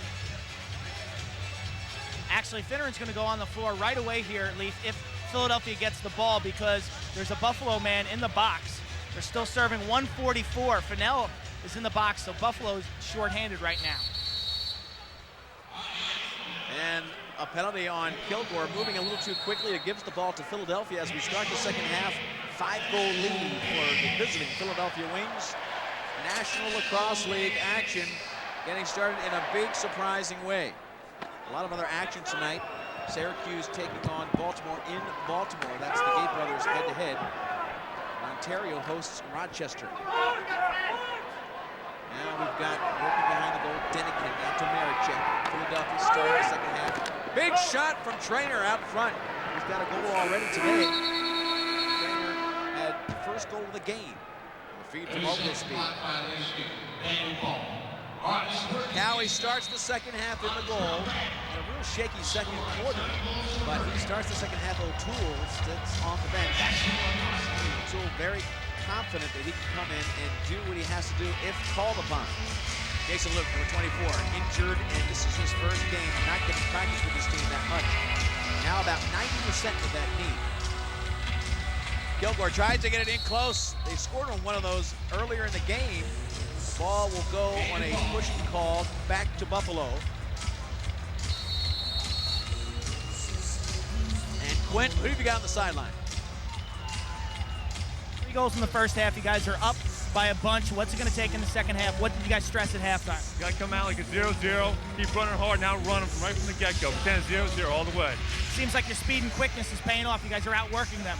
We're trying to, and that's what we pride ourselves on that. We've always prided ourselves on that. Peter Jacobs right there talking about Wings fundamentals. Leaf, it's always been about defense and hard work and hustle. Jacobs has to be ecstatic, Quinn. He's got a hat trick. He scored no goals last year. Pretty much a face-off specialist. But for a guy who's about 6'5", tremendous quickness and ability to score in this closed confines of the indoor game. Tavares working on Bittern, 11 on 11. Not a good matchup, a lefty on a lefty. They like to keep a right-handed defenseman on a left-handed player. There's Kilgore, rolls inside, looking for rope, and he gets it.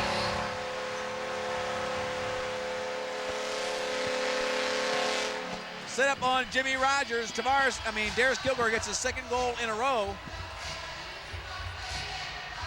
It's been a while since he scored, though. Watch how he works hard on Rogers. Rolls inside and just goes underhand against Dallas Elliott, who's moving out to cut the angle. Rogers riding him, and then Elliott not quite set. Kilgore finding rope. First goal of the second half. 9-5, 4-goal lead for Philadelphia, and here comes Buffalo again. Kilgore kind of used Rogers as a screen on that last shot. Elliott really never saw the ball come out of the stick. He just guessed slow and happened to miss the ball as it came out of Kilgore's stick. Penalty against Berge. He'll get his second 2-minute stint in the box, and the rookie who has scored and has been an impact player will get a penalty here. Watch here on the mugging, and number 66 takes a 2-minute break. This will be a power play opportunity for Buffalo, and Quint, not the way you want to start the second half. They've scored already. Now you're giving them a 5-on-4 opportunity. Yeah, and they've scored twice in this situation. Both times they've worked the middle of the floor. They've sent a man down the seam, and that player has ended up scoring. Once it was Travis Kilgore, the next time it was Tavares. Let's see if they try that again. Oglesby almost got it back, and Gabrielson back on the floor. He's got a tremendous cut in his eye. He's back out there now playing defense. Working inside, up top, watch out, Cordingley. Trying to get it down to Tavares. This is Travis Kilgore. Cordingley now working the top, and Quint, they moved the point man. There's now Cordingley up top. Low shot, easy save for Elliott. So initially it was Richie Kilgore, this time Cordingley, far side. Philadelphia on a break. And they get rope on that crossing play. Good job as they pushed it down. Trainer, number 91. You think they might try to take some air out of the ball, but Trainer came across for the left-handed shot cue. Took the feed from Oglesby, who took it from Dallas Elliott. You can see the speed of Oglesby getting the ball across the floor to Trainer, who's a left-handed. He goes to his strength to the middle of the floor, increasing his angle, and beats Cowie right off the low foot. That's a perfect shot in the corner. A short-handed goal for the Wings. And they remain short-handed. Bergey's still in here really rooting on his player, Trainer, in his second year. Only played 1 game last year, so that's amazing. He gets 2 goals tonight.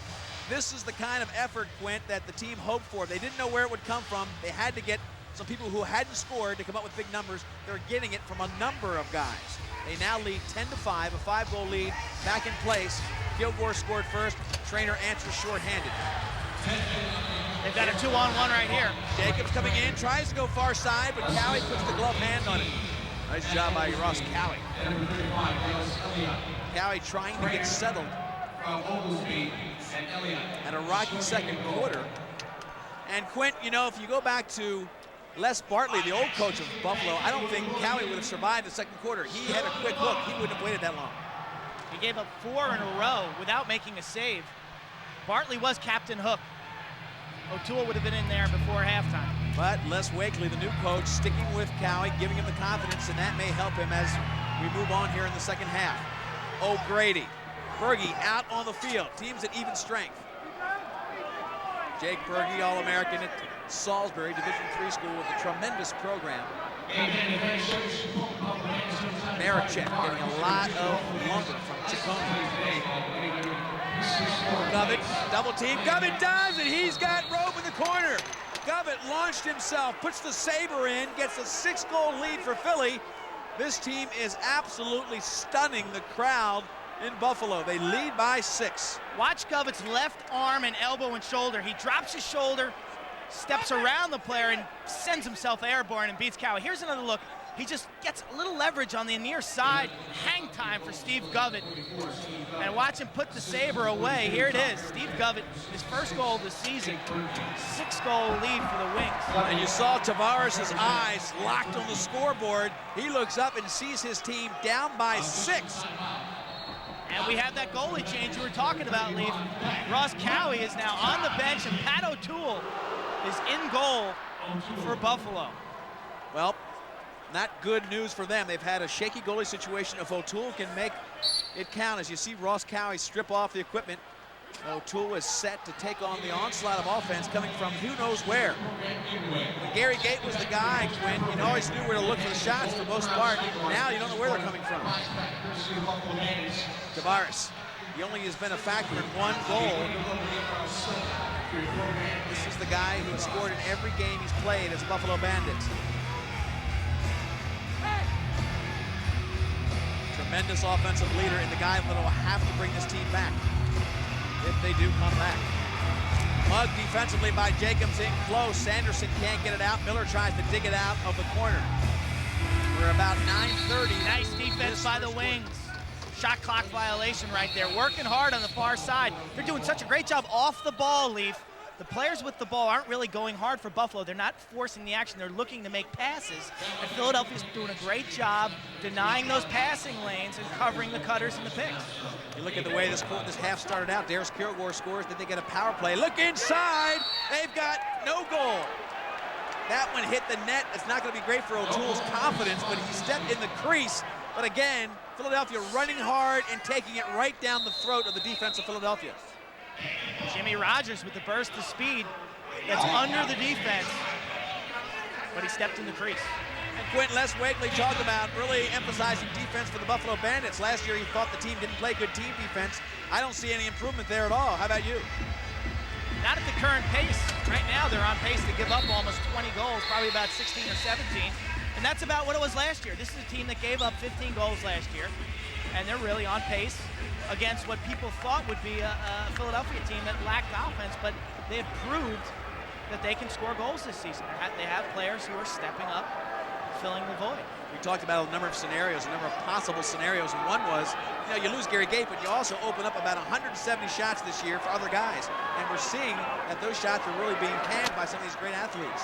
Gabrielson puts it right on the face mask of O'Toole. 8:18 left in the third period, a 6-goal lead on the strength of 2 goals. Trainer and Govett after Darius Kilgore scored here in the third. Steve Olsmo, Quinn Kessler, our National Lacrosse League coverage with Indoor Lacrosse. It is exciting when these two teams go at it.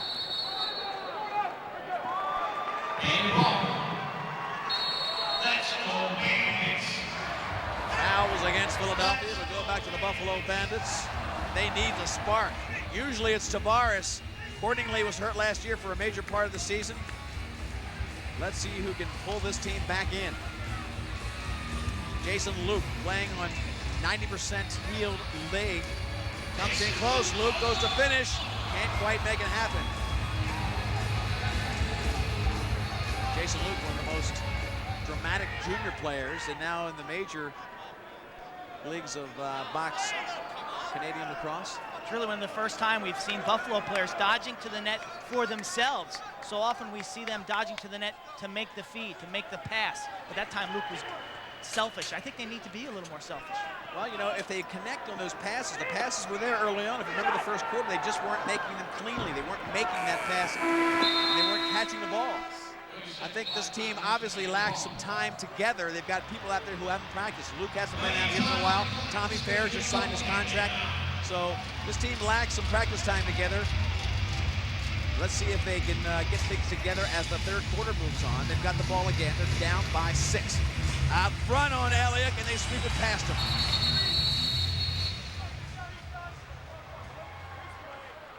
Fox calls a penalty. In the crease was the violation. It'll be given back to Philadelphia.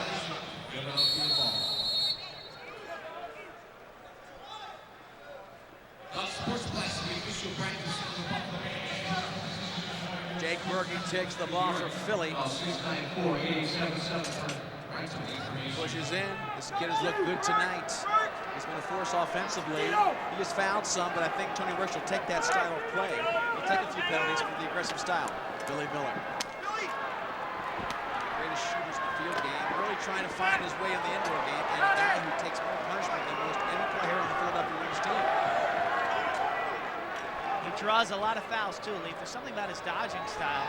Players tend to get hung up on him, and he falls and then draws fouls. We talked about it in the preseason. He thinks that maybe his coaches say he has a slanted way of running. Taken down by Philadelphia. It's Jacobs absolutely tackling Johnny Tavares. And again, Quint, they cleared out a side. A lot of one-on-one. They gave Tavares all the room he wanted, and Jacobs just pulled him down. He'll take the 2-minute penalty rather than Tavares going one-on-one.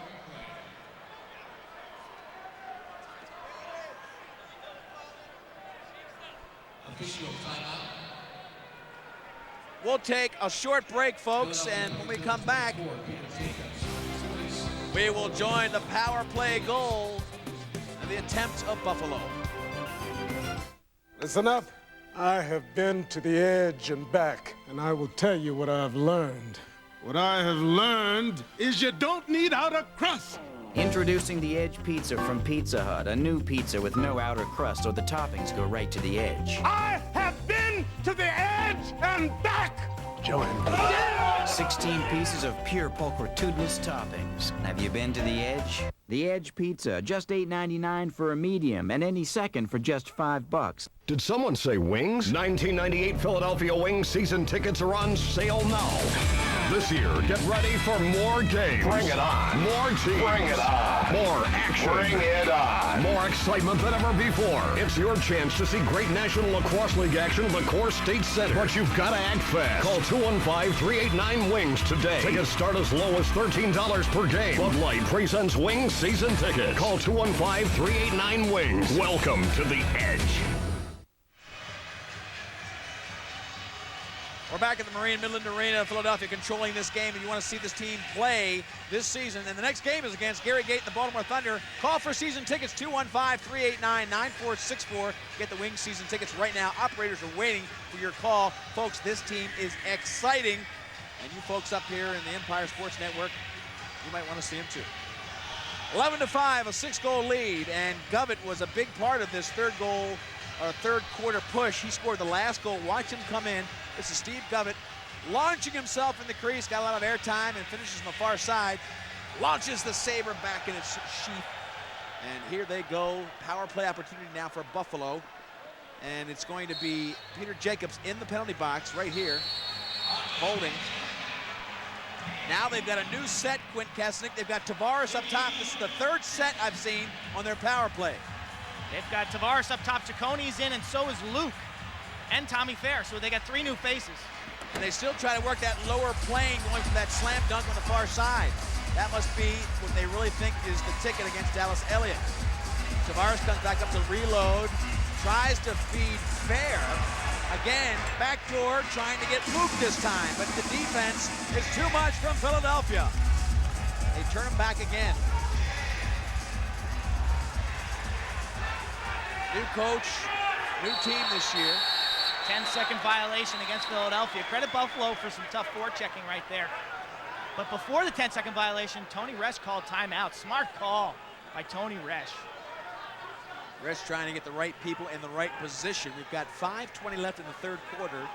A 6-goal lead for the Wings, and I'm telling you, this team is stunned the Buffalo Bandits. I'm sure the Buffalo Bandits are having a tough time really trying to figure out, as the Wings are, where their goals would come from. Now that Gary Gait's gone, Philadelphia really unleashing some new heroes. They've got some guys that they haven't counted on in years past, stepping up, filling the void of Gary Gait, getting a lot of shots that they didn't normally get. As you see the sideline, that Ted Sawicki, assistant coach. This is, of course, the Philadelphia Wings, Tony Resch. Very intense. Resch has played for 6 years, a defensive specialist on the Wings team.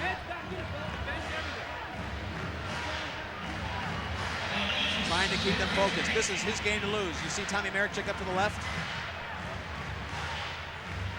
He doesn't want this one to slip away. He's got the 6-goal lead. He came out of the halftime with a 5-goal lead. Has increased it by 1. All he wants to do is maintain what he's got. Oglesby getting stretched on the field. And Quint, pretty fiery speech. I don't know if our fans could hear that. What was Tony Resch stressing over there, as if I don't know? Being the key here, they have 1:19 left on the penalty. From there, just playing Wings lacrosse, basically starting with the defense and doing the right things on offense, taking smart and well-placed shots. Not like that one. Not like that one. Trainer getting a little bit cocky. Trainer, a great field player, a tremendous athlete from Pennsylvania, played at Virginia, Conestoga High. His father was a physical education teacher and a guy who really came with a lot of skill to Virginia. But you really, in the field game, needs a little bit more room than you do here. So he's changing his style to be effective here in indoor lacrosse. Philadelphia now playing defense against Buffalo. This is Darius Kilgore up at the top, and they try to get it into Cordingley. Tamar's down low with Cordingley. Here comes Darius. Darius up top, a little bit too high on the bounce, too much in front of Elliott. And they are really showing their confusion, Quint, by showing a varied look. Every time I'm seeing that power play, they're showing a different look. Now Philadelphia trying to take some time off the clock. Govett, far side. Finneran up top. Trying to move it in close. Hayson coming over there playing tough defense. Fair was going to double. They dump it into the corner. Jacobs was in the box, and he is getting set to be released. 2 seconds left. Here comes Jacobs. They might get a shot before he comes back out. Here comes Tavares. Takes the shot, but behind him was Miller making the defensive check. Teams at even strength. Oglesby up front. Watch out for O'Grady. Smart play by O'Grady there. Thought he had the break. Buffalo got back on defense, and he pulls it out. A 6-goal lead, that's the type of offense you want to play. Push it until it's there. If it's not, Good. How about that defensive check by Billy Miller on Tavares? Tavares was in there for a shot. Miller just got a little bit of stick on it to take the shot high. They played excellent short defense, killing the Jacobs hold. Elliott made a couple big saves. 3:30 left in the third quarter. A 6-goal lead for Philadelphia. The gateless Philadelphia. We won't be mentioning him too much anymore. It looks like you don't need to. This team loaded with talent. New stars coming up. And scoring from a lot of different resources they didn't count on last year. Here comes a new rookie. This is Jake Berge on O'Toole. He can't make it stick. Berge couldn't do it. Now it's Ciccone on the other end. Ciccone, rockets went off the helmet of Zaff. He was standing there. Zaff took that one, number 12. He came in on the cut, and it went off his helmet. As we see a call. It's going to be against Berge. As he was running off the floor, there was some interference with Tavares. Leaf, the man running off the floor, has the right of way, but Mike Ventura made the call. Berge had missed the one-on-one shot, as you remember, and then he was heading up the sideline, sprinting for a substitution, and made contact with Tavares. They both went to the turf, and Ventura. Jake Berge in the box here with me. This is my position. We're trying to get closer to the game. I'm working out of the penalty box. Jake Berge, third time in the penalty box today, giving an all-out effort. And that substitution kind of right of way, you bet he'll learn that lesson today. Still, 2:42 left in the third. Still a 6-goal lead. Buffalo with some chances, but no goals. Tavares can't finish. They reload again. Kilgore can't find rope. Backdoor, Tavares has got it.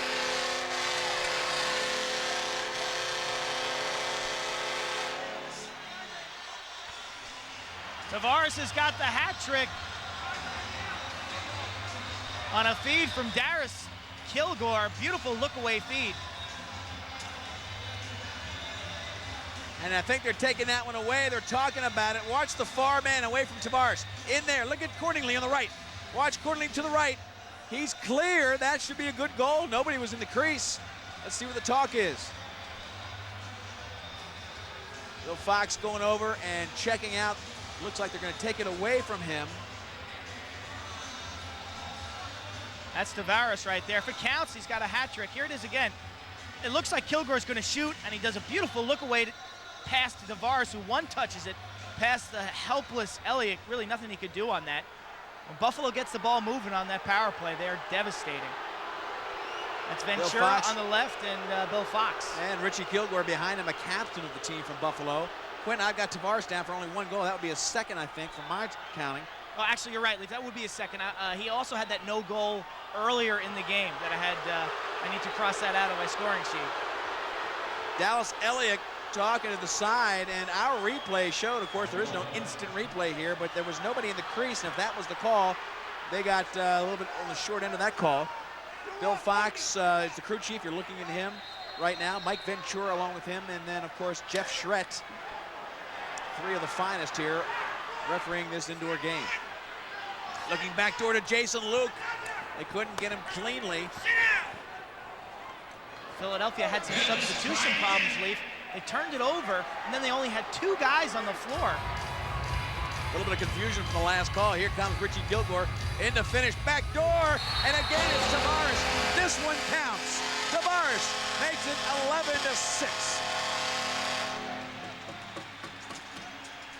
Too much standing around defensively for Philadelphia. Take a look at Richie Kilgore feeding Tavares, and he banks it in off of Dallas Elliott's foot. Quinn, how many times have they tried to pull this play off tonight? They've tried it a lot, and finally it works. You can see that Richie Kilgore tiptoeing the crease right there, feeds Tavares backside. Philadelphia defense just standing a little flat-footed. They got to step up, play Richie Kilgore, and you always have to keep your eye on John Tavares. You can't let Tavares burn you. Quint, that's the third power play goal for Buffalo, a team that really is lethal in that extra situation. So you want to keep yourself out of the penalty box. Berge with a couple rookie mistakes tonight. That one you can chalk off to Berge, who's had a sensational game. Nothing bad you can say about Berge. He has played up to expectations and more. The kid's learning every game. Ciccone, or that's Sanderson rather, number 94, trying to feed it in low. Look at the hitting down in the box. Watch out. Push call against the Buffalo team. It'll be Philadelphia Wings ball. 1:20 left in the third, still a 5-goal Take a look at some of the lead. hitting in the corner. Billy Miller and Buffalo's really throwing their weight around there. Looked like Rozo almost got his own man, Travis Kilgore. Well, Buffalo has been a team that really has been about as tough as they come in the indoor lacrosse. Trying to make that stick from the air check. We got a foul on Ciccone inside, just hammering Denikin. Cross-check City inside, and he'll have 2 minutes in the box. And Denikin was trying to set up a little pick for Maricek, because Maricek was trying to get loose for the right-handed shot. So this is the danger of Buffalo losing control. They are not that afraid of the power play unit of Philadelphia, which really hasn't found themselves. They haven't scored yet. And Quint, one thing you've got to worry about if you're Philadelphia, again, is the short-handed power of this Buffalo team. Don't let them get on a fast break. O'Toole makes the save. Here they go. O'Toole outlets to Rosa. He can't pull it into the penalty box right over our heads. Off top of me, and it bounces around, and it'll go back over to Philadelphia. If that was connected, Quint, they had the fast break going, and that's the danger of playing this team when they're a man short. O'Toole's got to make a better pass right there. Philadelphia right now, we've got 43 seconds to go. They're up until the break in the fourth quarter. Big save by O'Toole. Fantastic save. Rosa comes up. Rosa man with O'Grady. Inside to Fair. And it was Elliott making the sensational save at the last minute.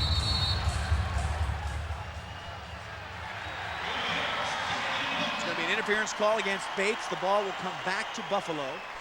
Philadelphia still with a 5-goal lead, just where they started. Look at Elliott come out with that windshield wiper. He comes over, sweeps to the far side. He's kind of a baiter, isn't he, Quint? He shows you that one side, then he goes and closes it up at the last minute. He does. He really suckers you into shooting it for the open part of the net. And as you do, he moves, he slides so quickly across the face of the cage, and he made a dramatic save right there. He moves a lot more than most goalies in this league. Most goalies in this league stand very still, but Dallas, certainly the swiftest of the keepers. Miller up top, Marechek looking to finish. Marechek can't get it to go. The quarter ended just as Marechek launched himself at the goal. And as the third quarter ends, Philadelphia maintains that 11-6, that 5-goal lead. Tony Resch and the Wings will come back against the Buffalo Bandits. 1 quarter left to go from the Marine Midland Arena.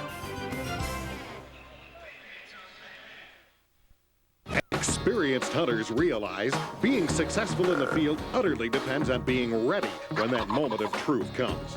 Hunters across the country are learning about the advantages of the Walker's Game Ear. Capture a new world of sound, plus protect your hearing and discover the cutting edge of hunting technology. Hi, I'm Billy McCoy, and my #1 hunting advantage in the field is the Walker's Game Ear. The Walker's Game Ear. Call now and get the pros advantage. Today, there is one place you can call to put your business on some of the best television around. One place to create a commercial, place advertising, and get results. Radius Communications. Radius Communications is your local gateway to the cable television networks. Call now and we'll send you free information on how to reach your customers with more power and precision. Radius Communications. It's the best way to get on television. They are the embodiment of a proud tradition.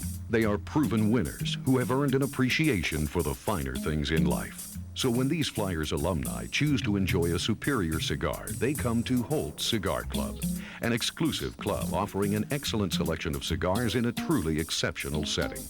Holt Cigar Club, a new experience awaits you at Core State Center. For membership information, call 215-389-9545. Next stage, next stage, next grade, next wave. Hold it down, feel the noise. Let them know it's a vibe, pick it up, it's alive. Move over, yeah.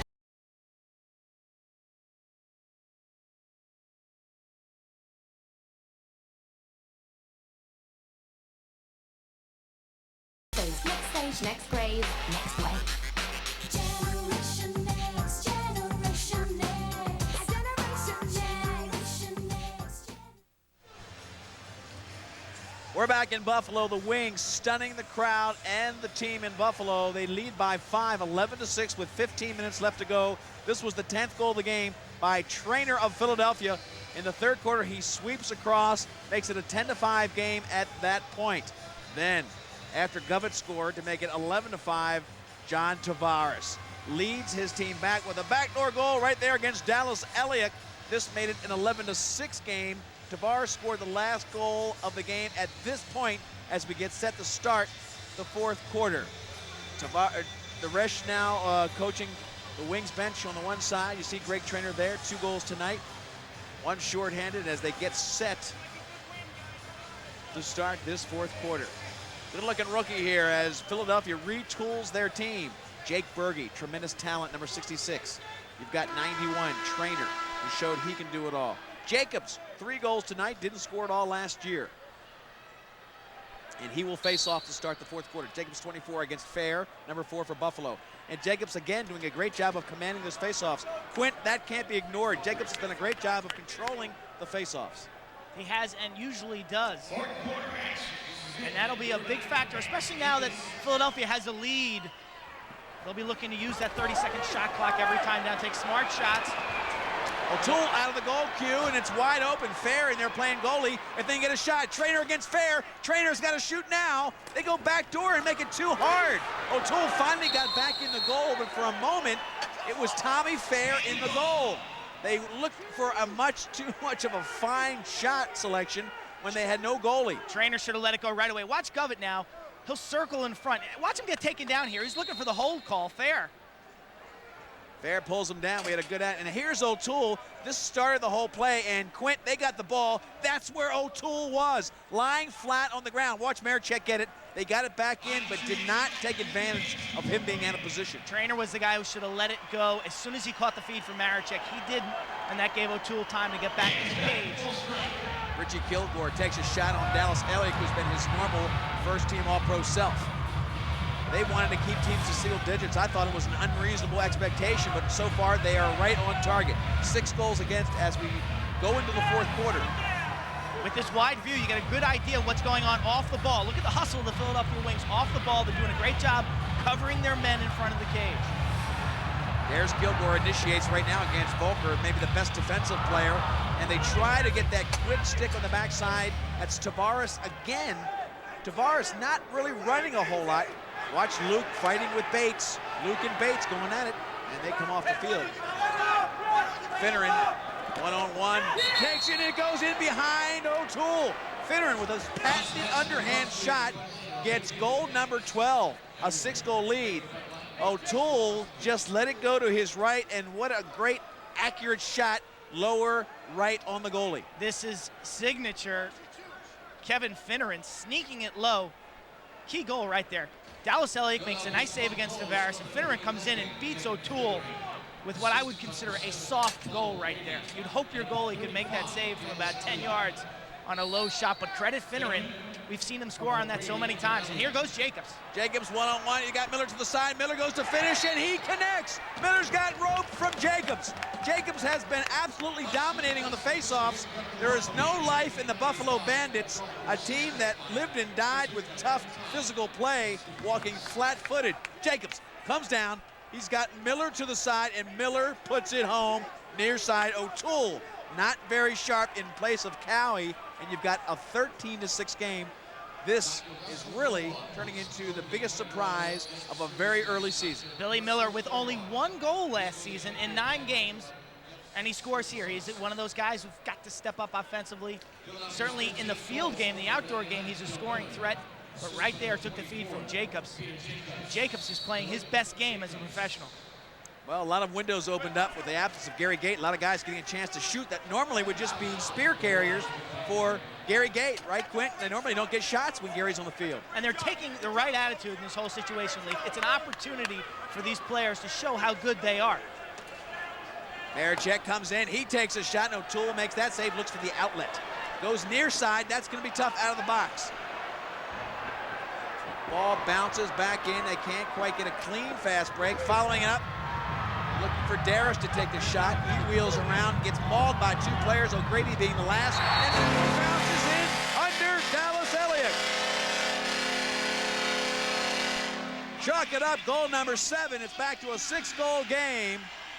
And credit Cordingley with that goal.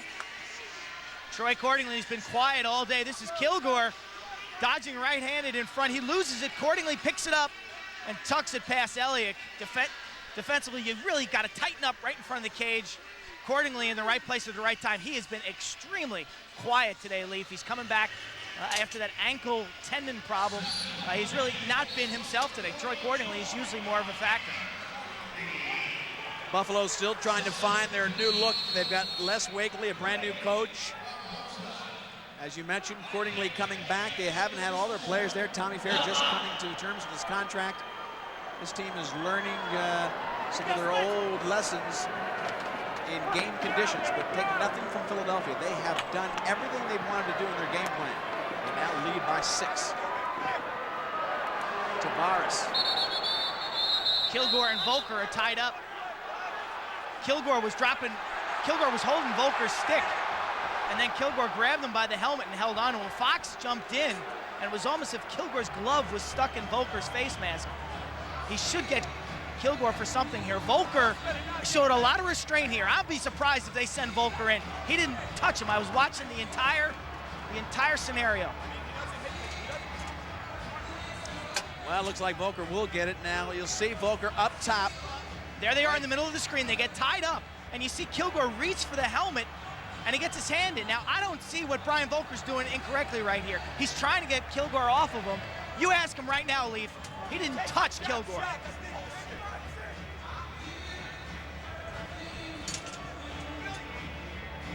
Still trying to get all his equipment here in the penalty bench. Tony Resch trying to maintain this lead. That's all he wants to do. As you look at Les Wakely on the sideline, just a little bit stunned by that. I got Brian right here. Brian, it looks like you didn't do anything to retaliate, yet you got... I didn't do a thing. I don't know what the refs see now. All right, so Brian Volker just kind of confirming what we thought. He was out there really being on his best behavior. He gets locked up in the penalty box, though. And here comes Buffalo, trying to move it down in close. Fair, trying to squeeze it in front of Dallas Elliott, and Tavares can't get it to go. Looks like he does. They're saying no goal.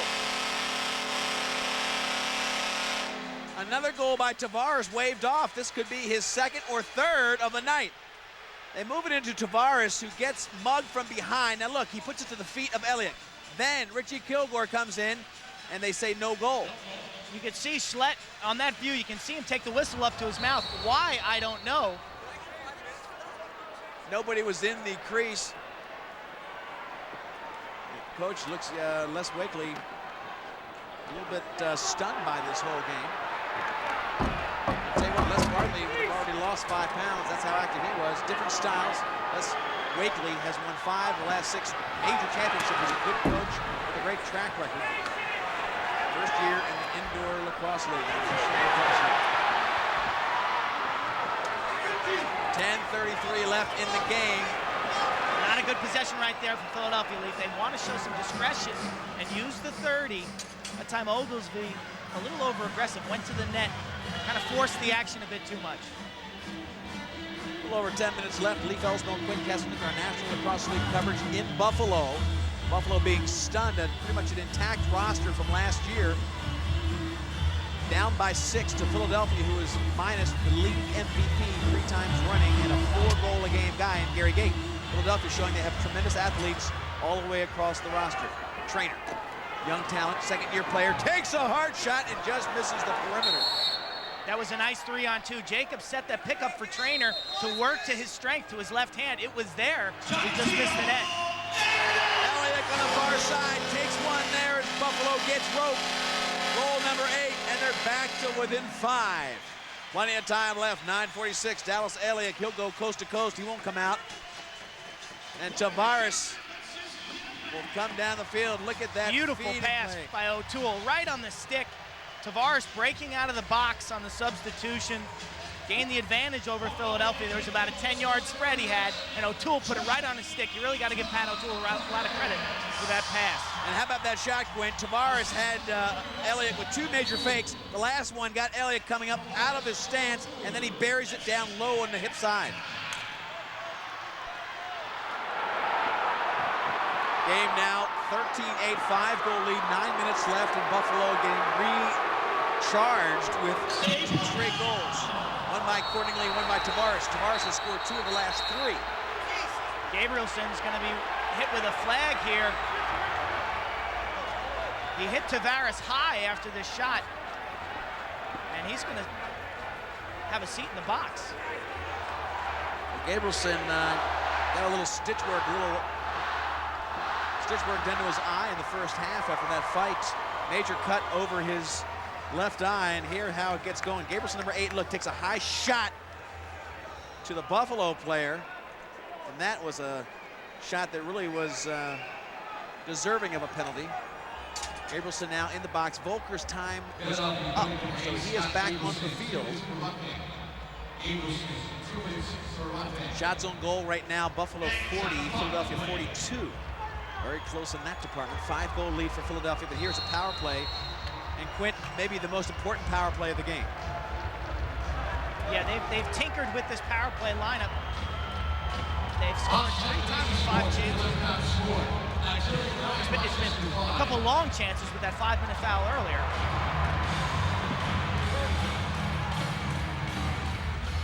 Shot on Elliott, and that one looks like it hit the iron, goes out of bounds.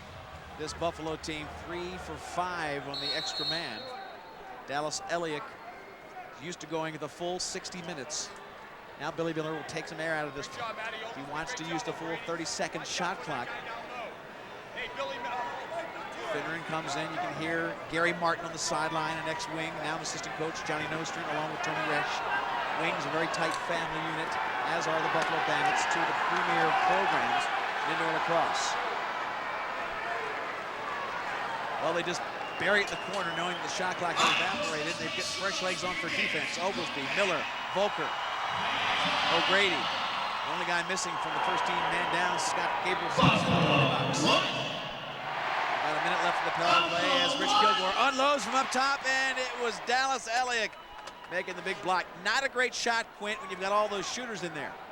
No, the defense had sagged in down low. The emphasis, as you said, Gary Martin was talking, they want the defense to shut off the low shooters, the backdoor shots, and they're going to give Richie Kilgore that shot, hoping that Elliott can make the save. Well, that's an easy save for Elliott, and that was good strategy. It worked there as they try to kill some time. This is Berge. Jake Berge, the rookie, dishes it back in. What a physical specimen that guy is. He can run right over you, a north-south kind of runner. Tremendous physical skills there as he has made an impact in his first game. Gabrielson set to rejoin his team in the penalty box as Buffalo maybe gets their last shot on the power play. Tavares in close, he goes low on Elliott, and Elliott reads it beautifully. Oglesby tries to dig out the loose ball. Looking for help, gives it to Elliott. Here comes Gabrielson. Gabrielson's wide open.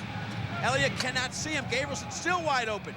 O'Grady finally sees Scott Gabrielson, who came out of the penalty box, but now he settles down as Richie Kilgore went back to play defense. Super play by Matt Oglesby, going into the corner there, digging the ball out and flipping it to Elliott. That's a tremendous effort right there. 6:45 left, and you really want to use all your time of possession if you're a Philadelphia Wings offensive player. Timeout called on the field with the score 13-8. A 5-goal lead for Philadelphia. We're in Buffalo with 6:40 left in this game. Buffalo Bandits stunned by the gateless Philadelphia Wings, leading by 5. We'll be back for the final 6. Hey, buddy. I'll trade you my scarf for that last Bud Light. Come on. But the hat? That's fair. What more could you possibly want, huh? Oh.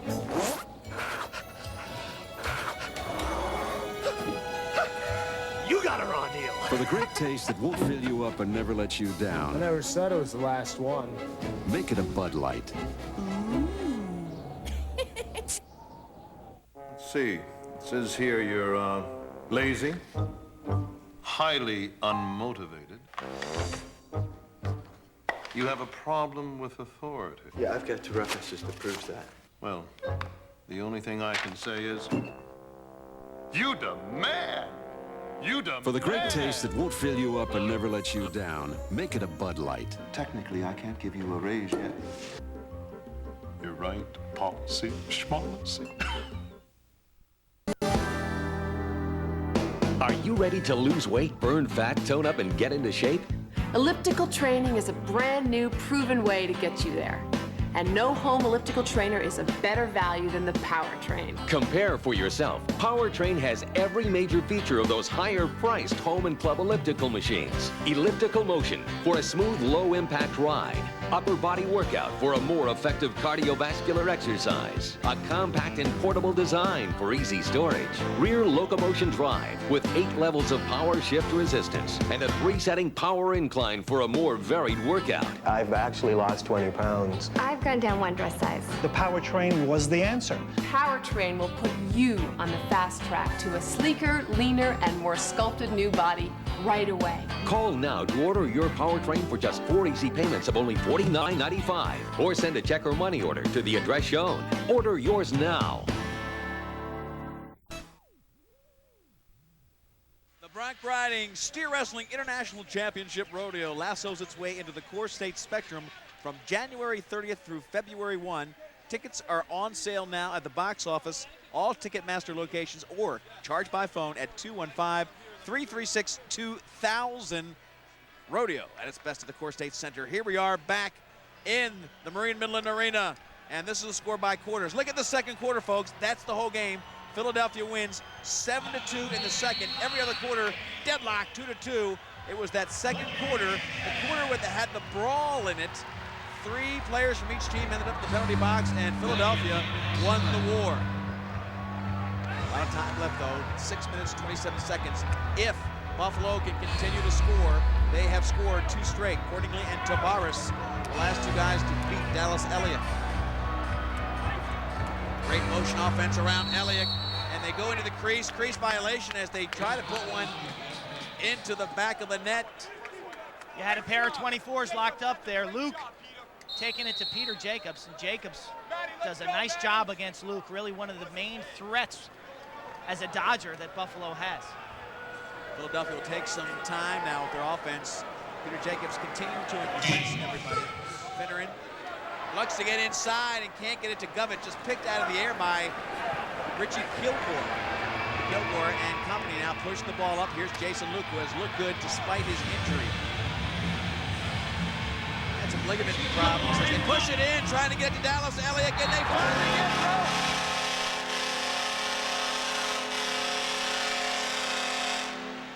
Great play by Johnny Tavares, who is taking over the game.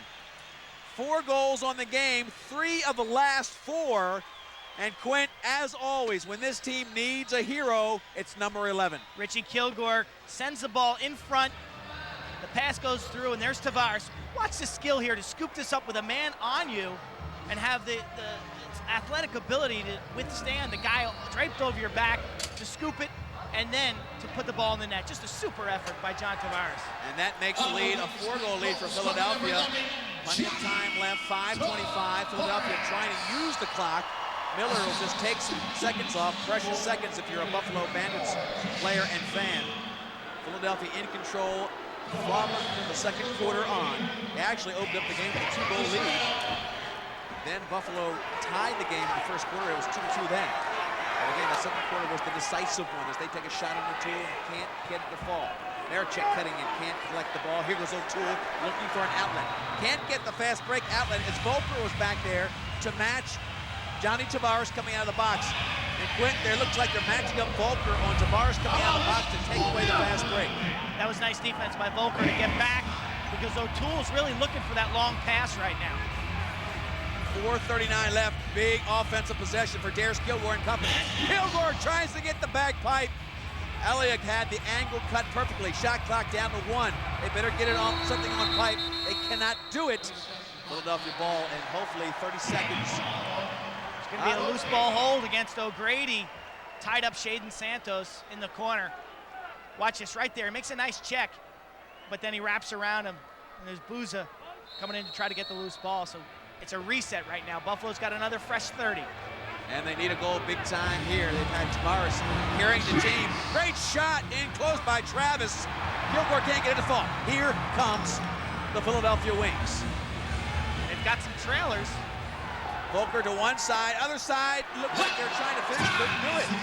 Jimmy Rogers couldn't get it to stick. It was one of those tough decisions, Quint. They wanted to take time off the clock, but they had a good fast break going. They had a 3-on-2. I thought the man that was open was Volker as a left-handed trailer, but Rogers took it himself. And then Buffalo was sloppy passing, giving it right back to Philadelphia. Look for them to really slow things down right now and kill the 30-second clock. 3:40 left on the game clock. Finneran.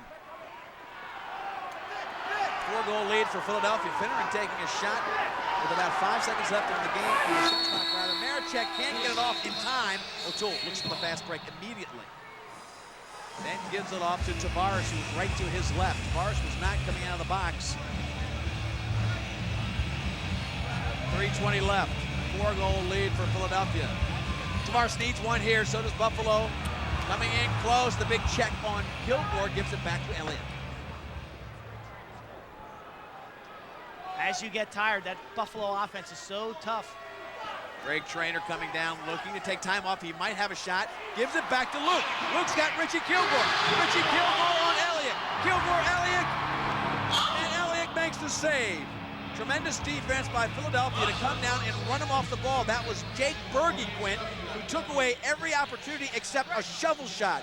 Give Berge the credit for taking away a productive shot. A lot of hustle by Berge and Volker, both getting back there, but Berge made the play. Richie Kilgore's a right-handed player, and it made him shoot backhand, and the odds of scoring against Dallas Elliott on a shot that's not your best shot are very slim. Veteran now working on the offense. This team feeling like they've got this game. O'Toole with a nice save as the shot clock expires. 2:19 left in the game. 4-goal lead. Let's see. They give the ball back to Buffalo and see if Les Wakely uses his timeouts. Eventually, they might even pull their goalie. Keep your eye on Pat O'Toole. O'Toole's coming out, offering to come out, but nobody's looking at him. Nobody's thinking that way.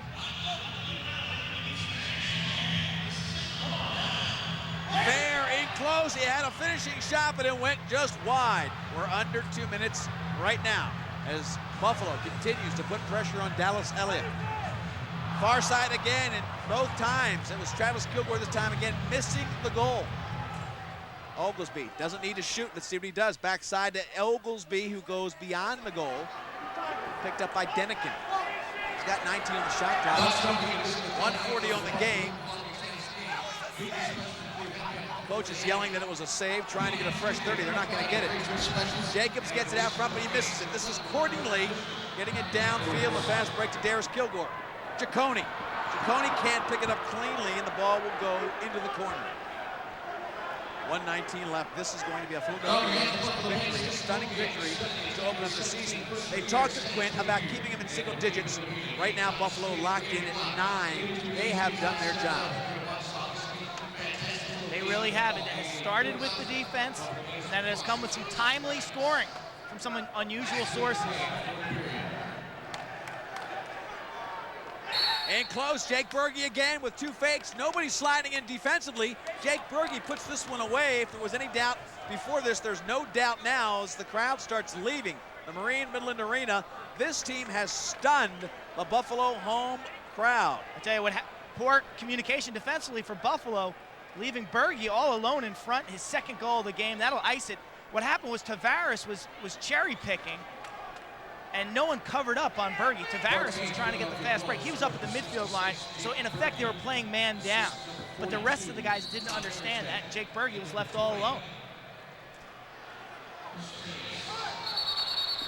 So no slide defensively, and the life is out of the Buffalo team. They do not have a mathematical hope of winning this game.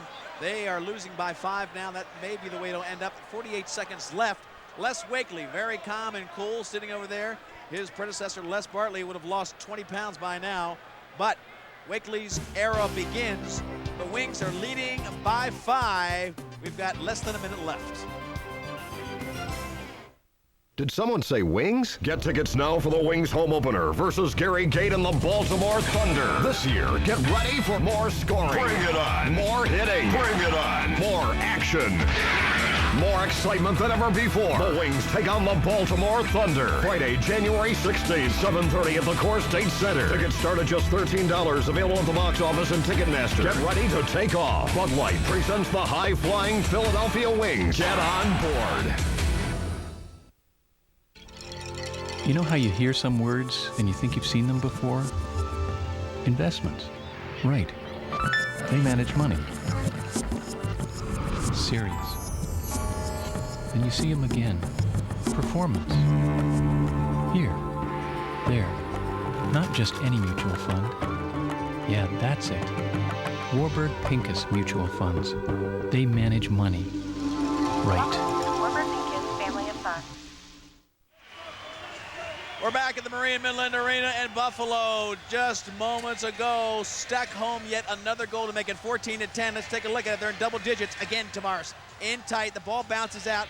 And then up from the top, it's Cordingley bouncing it around to Tavares, who finishes off down low. Tavares gets 5 goals in a losing effort. Watch how it bounces out. Tavares on the spot right there, picks it up and just puts it behind the defense of Gabrielson and beats Elliott, who has had a sensational game. 14-10. Great hands by Tavares right there to get that ball off the floor and in the back of the goal. That one will go into the penalty box, into a lucky fan as time winds down. 24 seconds left. This game will be a win for the Philadelphia Wings. Quint, I can't tell you how impressed I am that this team has found itself on the field in action without Gary Gait, a guy that they went to every offensive opportunity. This team looks exciting for the Philadelphia Wings. I believe this was a team effort.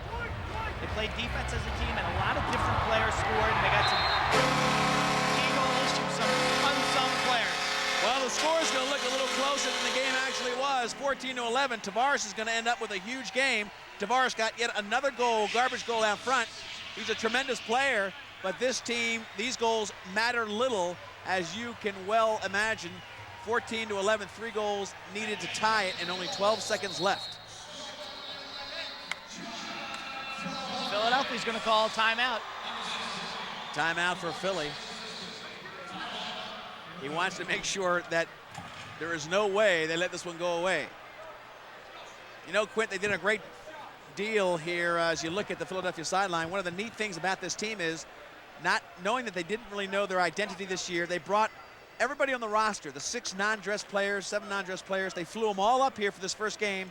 A great show of unity, a great show of a new start for this team. And everything they did paid dividends. They did everything they expected to do. You know, we've talked about Gait quite a bit, but you know, we didn't really mention much about John McAvoy tearing his knee in preseason. He's out for the year, and Chris Flynn, who's been a regular for Philadelphia now for 7-8 years, did not play tonight. So this really is just a super effort to overcome the loss of those 3 quality players. And this team came in confident. You heard Russ Klein talk at halftime. They came up here knowing what they had to do, confident in their ability to do it, and it's exactly what happened. Buffalo's facing off right now with no goalie. Squire picks it up. They'll come in, try to get a shot off. Little time left, 5-6 seconds. Dallas Elliott looks to take that shot. Rosa will score the last goal of the game. 3 seconds left. 14-12. This score is going to look a lot tighter than the game actually was, folks, as Buffalo pours it on, scoring 3 goals in the last minute. Rosa scores after Tavares scores twice, and they've scored 3 goals in the last 30 seconds, Quint.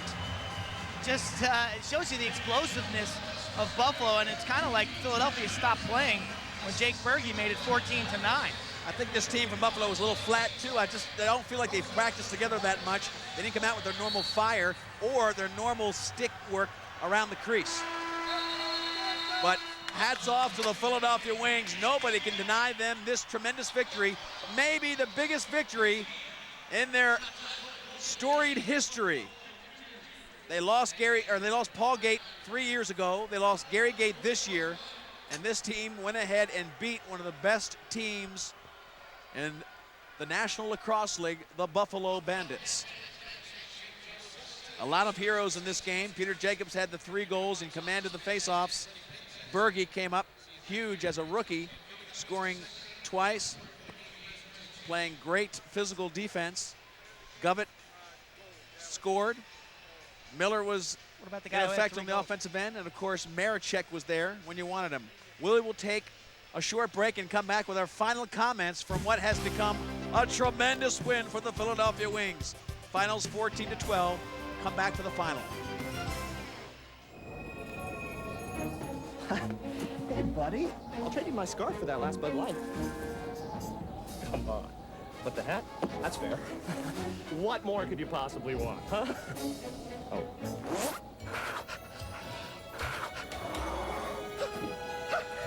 You got a raw deal. For the great taste that won't fill you up and never let you down. I never said it was the last one. Make it a Bud Light. Let's see. It says here you're lazy, highly unmotivated. You have a problem with authority. Yeah, I've got 2 references to prove that. Well, the only thing I can say is, you demand! You demand! For the great taste that won't fill you up and never let you down, make it a Bud Light. Technically, I can't give you a raise yet. You're right, policy, schmolicy.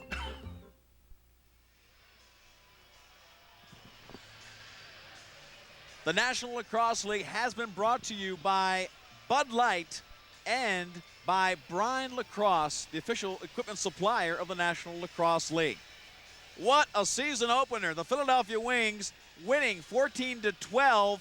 It wasn't even that close, folks, as the Philadelphia Wings beat the Buffalo Bandits behind the great defense of their team and, of course, their first-team All-Pro goalie. Bud Light MVP is Dallas Elliott. He's been there many times, and watch him make this save. This is Kilgore coming down. Berge will make a little bit defensive check, and then it's Elliott making the huge save. He came up with 40 saves on 52 shots. He had 2 assists. He's the Bud Light MVP of this game. And with the 40 saves, Dallas Elliott again puts himself in the record books as the first game of this season marks Philadelphia as a 1-0 team and a team to be reckoned with again in 1998. So again, the final here from the Marine Midland Arena is 12-10, or 14-12 rather. Philadelphia wins for Quinn Kesnick of Lee Felsbo. See you next time.